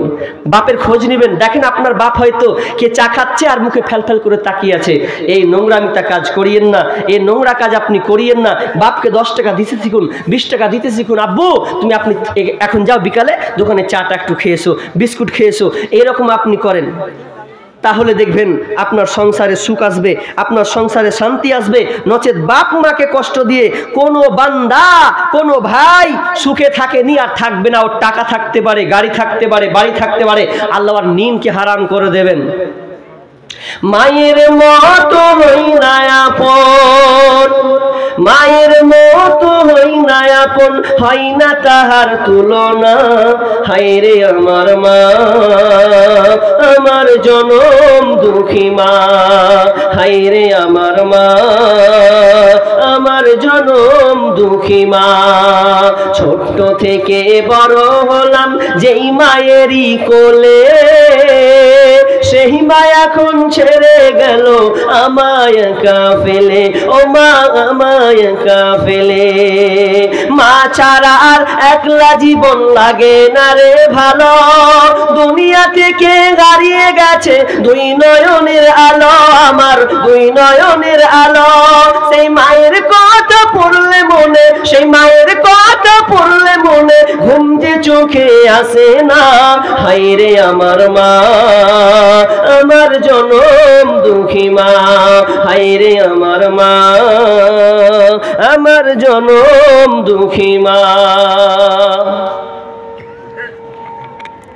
তাহলে 2টা বললাম, ওয়াবিল ওয়ালিদাইনি ইহসানা ওয়ালা তাকতুলু আওলাদাকুম মিন ইমলাক নাহনু নারযুকুকুম ওয়া ইয়্যাহুম। 3 নম্বর হচ্ছে খবরদার, তোমরা খাদ্যের অভাবে তোমার সন্তানকে হত্যা করিও না। খাদ্যের অভাবে শয়তান আপনার সন্তানকে লাইকেশন করবেন না, পেটে লাইকেশন করবেন না, খবরদার না। আল্লাহ বলছেন তোমাকে যেমন রুজি দিই, আমি তোমার সন্তানের জন্য আমি রুজি বরাদ্দ করেছি, খবরদার সন্তান হত্যা করো না। 3 নম্বর ছোট করে বলি, সন্তান হত্যা নেবেন কত হচ্ছে? এবিসি নিউজ বলছে প্রত্যেক বছর 5 লক্ষ সন্তানকে হত্যা করা হয়। প্রত্যেক বছর মায়েরা 5 লক্ষ সন্তানকে হত্যা করে। এটা আমার কথা নয়, নিউজ আপনি সার্চ করে দেখুন, এবিসি নিউজ, ওখানে খুলে দেখুন। প্রত্যেক বছরে ভারতবর্ষে 5 লক্ষ সন্তানকে লাইকেশন করা হয়, মানে এক কথায় হত্যা করে দেওয়া হয়। এই আপনি নিষ্ঠুরতা কেমন করলেন? আসলে আমরা জানছি রুজির মালিক আমরা। রুজির মালিক আমরা? রুজির মালিক কে? জোরে বলেন কে? বিশ্বাসী তো? রুজির মালিক মমতা খালালাই তো? আল্লাহ। অনেক মা বলছে মমতা খালা 500 টাকা করে দিচ্ছে না, আরো কিছু পাই। যাই হোক, তো সন্তানকে লাইকেশন করা যাবে না, কিন্তু আমরা করছি। রুজির মালিক আল্লাহ, পৃথিবীর কেউ নয়। এ ব্যাপারে আমার আলোচনা আছে, লম্বা আলোচনা আছে এই ব্যাপারেই, কিন্তু 2-1টা কথা বলি যে রুজির মালিক, রুজি দেনেওয়ালা হচ্ছেন আল্লাহ, পৃথিবীর কেউ আপনাকে রুজি দেয় না। মানুষকে আল্লাহ যেটুকু রেখেছেন সেটুকুই। আবার ভারত সরকার এখন কি বলছেন যে 2টি সন্তানের বেশি নেওয়া ঠিক নয়, ভালো নয়। ডাক্তার বলছে 2টার বেশি নিও না। কেন? নিলে তোমার স্ত্রী ক্ষতি আছে, ঘোড়ার ডিম আছে, তোমার যুক্তির ঠেলা মারি যাবে। এক মহিলা ডাক্তারের সঙ্গে আমার বাহাস, আল্লাহ হসপিটালের পাশেই, মানে এই সন্তান নিয়ে বাহাস। ওরা তা কোরআন হাদিস বুঝবে না, যুক্তি দিবে, তা আমিও যুক্তি দিচ্ছি উল্টা পাল্টা। ওরা কোরআন হাদিস বুঝে না। এটিকে ডেকে কালেকশন পরের পৃষ্ঠায় আছে। আচ্ছা, এটি তো? হ্যাঁ, এর পরের পৃষ্ঠায় আছে। আচ্ছা, মাশাআল্লাহ মাশাআল্লাহ। এটা নাম, এটা বাবা। হ্যাঁ, ঠিক আছে। তো রুজির মালিক হচ্ছেন আল্লাহ। তা আল্লাহর রুজি কোনো মানুষ ব্যক্তি নয়। তা আমরা বলছি বেশি সন্তান নিলে মনে হয় খিলাতে পারবো না, এটা ভাবি অনেকে। আরে বেশি সন্তান নয়, যদি বলা হয় ভারত সরকার যদি বলে যে 2টার বেশি সন্তান নেওয়া যাবে না, তাই প্রথম হাত ধরবো, তাহলে নরেন্দ্র মোদীকে হটাতে হবে। নরেন্দ্র মোদী আগে প্রথমে বাদ পড়বে, তারপর কোন কথা বলছে। কেন? নরেন্দ্র মোদী বাপের কয় নম্বর সন্তান জানা আছে কারো? কয় নম্বর সন্তান? 5 নম্বর। তাহলে হঠাৎ 5 নম্বরকে 2টার বেশি লওয়া যাবে না বলেছে, তো অন্যকে প্রধানমন্ত্রী কর, তারপর দেখছি, তারপর আইনটা পাস কর। ও তো 5 নম্বর সন্তান, ওর বাপ মা যদি 2টা লিতে থাকতো, ওর মোদের মুখই দেখতে পেতেন আপনারা। এসব মানে সন্ত্রাসী করা, যে হামলা করছে ও করতেই পেত না, দেখতেই পেত না। তাহলে ও বাপ মা যদি করতো তার খারাপ ছিল। সন্তান রুজির মালিক আল্লাহ, আমি আপনি নয়। আচ্ছা বলেন তো, মুকেশ আম্বানি কি খায় গো? সোনার পোল্ট্রি খায়? কি খায়? ওকে খোঁজ করে দেখিন তো মুকেশ আম্বানিকে। যে মুকেশ আম্বানি যার পায়খানাটা হচ্ছে কিসের? সোনা দিয়ে তৈরি করা, ওখানে বসে সোনাতে তৈরি করা। চাটা খাবে, কাপটাও সোনার তৈরি করা। তো সোনার পোল্ট্রি খায় না আমাদের মতন পোল্ট্রি খায়? কি বলেন? ও কি খায় খোঁজ নিয়ে দেখেন। ও পোল্ট্রি খায় না, ওই শুকনো রুটি কল্লা দিয়ে রুটি খায়, আর নসিবে নাই। আমরা সাধারণ মানুষ মাছ মাংস যা চালিয়ে দেবো, কোনো ব্যাপার নাই। ও কিন্তু ওকে ভাবতে হবে 10 বার যে আমি এটা খাবো না। আল্লাহ যতই কোটিপতিওয়ালা হোক, যতই মুকেশ আম্বানি হোক, যার রুজি আল্লাহ মেপে দিয়েছেন, চাইতে বেশি নিতে পারবে না। অতএব এটা নিয়ে আপনাকে টেনশন করতে হবে না, রুজির মালিক আল্লাহ। কিন্তু আমরা সন্তানকে লাইকেশন করে দিচ্ছি ভয়ে। আর মা বোনদের ব্যাপারে তো বলিয়েন না, কি করছি আমরা? বিয়ের আগে অনেক মা প্রেগনেন্ট হয়ে বসে আছে, বিয়ের আগে অনেক মা প্রেগনেন্ট হয়ে বসে আছে। 10 মিনিটের আবেগ মাগো 5 মিনিটের মন, কে তুমি মা দেখতে দিলা না এই পৃথিবীর মন। জোর করে আসিনি তোর শরীরে আমি, পৃথিবীতে নাকি সন্তান হয় মায়ের কাছে দামি। তবে কেন সুখের ভুলে আমায় পেটে নিলা, সুখের শেষে কেটে ছিঁড়ে আমায় ফেলে দিলা। একদিন তুমি আমার কাছে আসবে ঠিকই মাগো, কি বলবে আল্লাহর কাছে জমা করে রাখো। আমি তো বেঁচে গেছি, বেঁচে গেল মান, নইলে লোকে বলতো মোরে অবৈধ সন্তান। একটু অবৈধ সুখ পেতে মা আমায় পেটে নিলে, কলঙ্কের ভয়ে তুমি আমায় ছুঁড়ে ফেলে দিলে। তোমার মাও করতো যদি তোমার সাথে এমন, বুঝতে মাগো সেদিন তুমি মৃত্যুর যন্ত্রণা কেমন।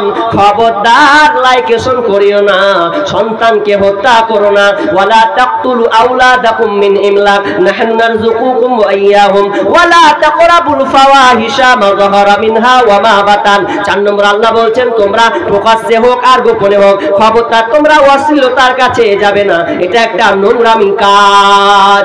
হাদিসে এসেছে, কেউ যদি এই জেনার মধ্যে চলে যায়, তাহলে সে যদি একবার পা দিয়ে দেয়, তাহলে ওই ফিতনা সে পড়বে। সমাজে জেনা আছে না নাই? জেনা কত বেড়েছে আপনার বাড়িতে, গাড়িতে। এখন তো ফ্যাশন, জেনা হয়ে গেছে একটা ফ্যাশন। কারণ বন্ধু আর বান্ধবী কোনো পার্থক্য নাই। যার আপনার খাদিজা বাড়িতে আছে, আর বন্ধু বাইক লেজা করছে, খাদিজা তুমি কে? তো বলছে আমি খাদিজার বন্ধু। ও বন্ধু, যাও নিয়ে চলে যাও। বাইকে করে নিয়ে চলে গেল, জেনার কারখানাকে তৈরি করে দিল। তো বাপ মা, এটা ফ্যাশনে পরিণত হয়েছে, আজকালকার ফ্যাশনে পরিণত হয়েছে, কিছু নয় মামুলি। আজকে আমরা জেনায় বাড়িয়ে দিয়েছি, শুধু তাই নয়, আজকে আমরা স্বামীরা পর্যন্ত স্ত্রীকে রেখেছি, কোনোদিন আমরা ওসিয়ত করিনি খবরদার ভালোভাবে চলবে, কথা বলি না। স্বামীকে রেখে দিয়ে লেগেছি কোথায়? বিদেশে চলে গেছি, বিদেশে। স্ত্রীকে রেখে কোথায় গেছি? বিদেশে। লম্বা করে থাকিন না ভাই। এই গুরুত্বপূর্ণ একটা কথা বলে আমি আজকে শেষ করছি, এটাই গুরুত্বপূর্ণ কথা, অবশ্যই মনে রাখতে হবে। আমাকে ফোন করছে অনেকে যে আপনি একটু এই ব্যাপারে বক্তব্য দেন না, যে স্বামীরা চলে যাচ্ছে 6 মাস 8 মাস 1 বছর, স্ত্রীর হক আদায় করে না। আর হক আদায় করে না বলেই তো আজকে পালাচ্ছে আপনাকে ছেড়ে গো, পালাচ্ছে। আরে পরশু দিনকে একটা নিউজ দেখছি, হাসছি বারবার। মানে 2 ভাই, ও মানে ওই স্ত্রীকে রেখেছে, বাইরে চলে গেছে, দেওর আপনার কাজ এতে কাজ ছেড়ে দিয়েছো, ওকে লিয়া পালিয়া কোর্টে বিয়ে করে নিয়েছে, তালাক হয়নি, ওকে নিয়ে চলে গেছে। দেখো রাস্তা দিয়ে মেরে করছে, ভাই বউ আমার, হ্যাঁ বউ আমার, 2 হাতে মারামারি করছে, বউ আমার, ও করছে বউ আমার। তাই করছে এই সালা 2টাকে পিঠ, ধান্দা আছে এদের খারাপ হয়। তো এ হাসি লাগছে এই জিনিসগুলো, কেন লাগবে না কেন? আপনি বিদেশে থাকিয়েন না অতদিন, আপনি স্ত্রী হক আদায় করুন। যদি করেন না, ওই 12টা বাজিয়ে দিয়ে চলে যাবে, আর বাজাচ্ছেও তাই। আজকালকার বউরাকে দেখছি, মেয়েরাকে দেখছি চুড়ি লিছে, আর আপনার কিনা তরকারি কিনছে, সায়া লিছে, ব্লাউজ লিছে, গ্রামে লিছে। তো চুড়ি হকারের কাছে, চুড়িওয়ালার কাছে চুড়ি লিছে, ওই স্ত্রী ফের কি করছে জানেন? ওই মেয়েটা করছে, একটু ঢুকিয়ে দাও না, জি ঢুকাতে পারি না। কেন তুই পারবি না? তোর আর কেউ নেই। তখন তবে সুযোগ নিয়ে এলেছে, যখনই কয়েছে যে ঢুকিয়ে দাও, ঢুকিতে পারি না, বলছে দাও ভাবি। তাহলে ভাবি এবার চুরি ঢুকিয়ে দিচ্ছে, তোর হাতটা কেন টিপ 5 মিনিট ধরে টিপায় চলে যাচ্ছে, ঢুকাই না এখন পর্যন্ত গো, সেহেলে চলে গেছে। তো বলছে ভাবি তোমার হাতটা কত নরম, জি বাপ এরকম হাত দেখিনি। এরকম করছে, হাত চুরি ঢুকাচ্ছে ওইভাবে, চুরি ঢুকে না করছে ভাবি তেল মনে হয় দিতে হবে, খুব এই দিকটা ফের কড়া টড়া হয়ে আছে যেমন হয়, তো এরকম লাগবে। তো 10 মিনিট ধরে করতে মশলাম করে করছে ভাবি এবার আপনাকে খুব সুন্দর লাগছে, খাতরা লাগছে। এবার পরের লোকের কাছে ও চুরি পরিয়ে নিয়েছে, আর ওই যে সাত পেয়ে নিয়েছে, আর স্বামী বিদেশে আছে ঠিক নাই, আর ওর সঙ্গে পালাবে না তো কার সঙ্গে পালাবে? ওই জন্য আমি একটা গাজল বানিয়েছি, গাজলটা ভালো করে শুনলেন। ও বন্ধু শোনো না, বউ রাখিয়া বিদেশে যায়ও না। ও বন্ধু শোনো না, বউ রাখিয়া বিদেশে যায়ও না। ও তুমি বউ রাখিয়া বিদেশ গেলে রে, ও তুমি বউ রাখিয়া বিদেশ গেলে রে, বেশি দিন আর থাইকো না, বউ রাখিয়া বিদেশে যায়ও না। ও বন্ধু শোনো না, বউ রাখিয়া বিদেশে যায়ও না। ও তুমি বউ রাখিয়া বিদেশ গেলে রে, ও তুমি বউ রাখিয়া বিদেশ গেলে রে, আসল বউ আর পাইবা না, বউ রাখিয়া বিদেশে যায়ও না। ও বন্ধু শোনো না, বউ রাখিয়া বিদেশে যায়ও না। ও তুমি বউ রাখিয়া বিদেশ গেলে রে, ও তুমি বউ রাখিয়া বিদেশ গেলে রে, বউয়ের স্যান্ডেল খুঁজা পাইবা না, বউ রাখিয়া বিদেশে যায়ও না। ও বন্ধু শোনো না, বউ রাখিয়া বিদেশে যায়ও না। ও তুমি বউ রাখিয়া বিদেশ গেলে রে, ও তুমি বউ রাখিয়া বিদেশ গেলে রে, হকার জায়গা হবে তোমার জায়গা হবে না, বউ রাখিয়া বিদেশে যায়ও না। ও বন্ধু শোনো না, বউ রাখিয়া বিদেশে যায়ও না। ওয়ালা তাকতুলু আওলাদাকুম মিন ইমলাক, নাহনু নারযুকুকুম ওয়া ইয়্যাহুম, ওয়ালা তাকরাবুল ফাওয়াহিশা মা যাহারা মিনহা ওয়া মা বাতান। খবরদার গোপনে হোক আর আপনার ডাইরেক্ট হোক, খবরদার অশ্লীলতার কাছে তোমরা যাবে না। আর 5 নম্বর, ওয়ালা তাকতুলু নাফসাল্লাতী হারামাল্লাহু ইল্লা বিল হক। আর খবরদার তোমরা মানুষকে মার্ডার করবে না, মানুষকে কাতাল করবে না, কিন্তু ইনসাফের সঙ্গে 3 জনকে হত্যা করা যাবে। 1 নাম্বার কি?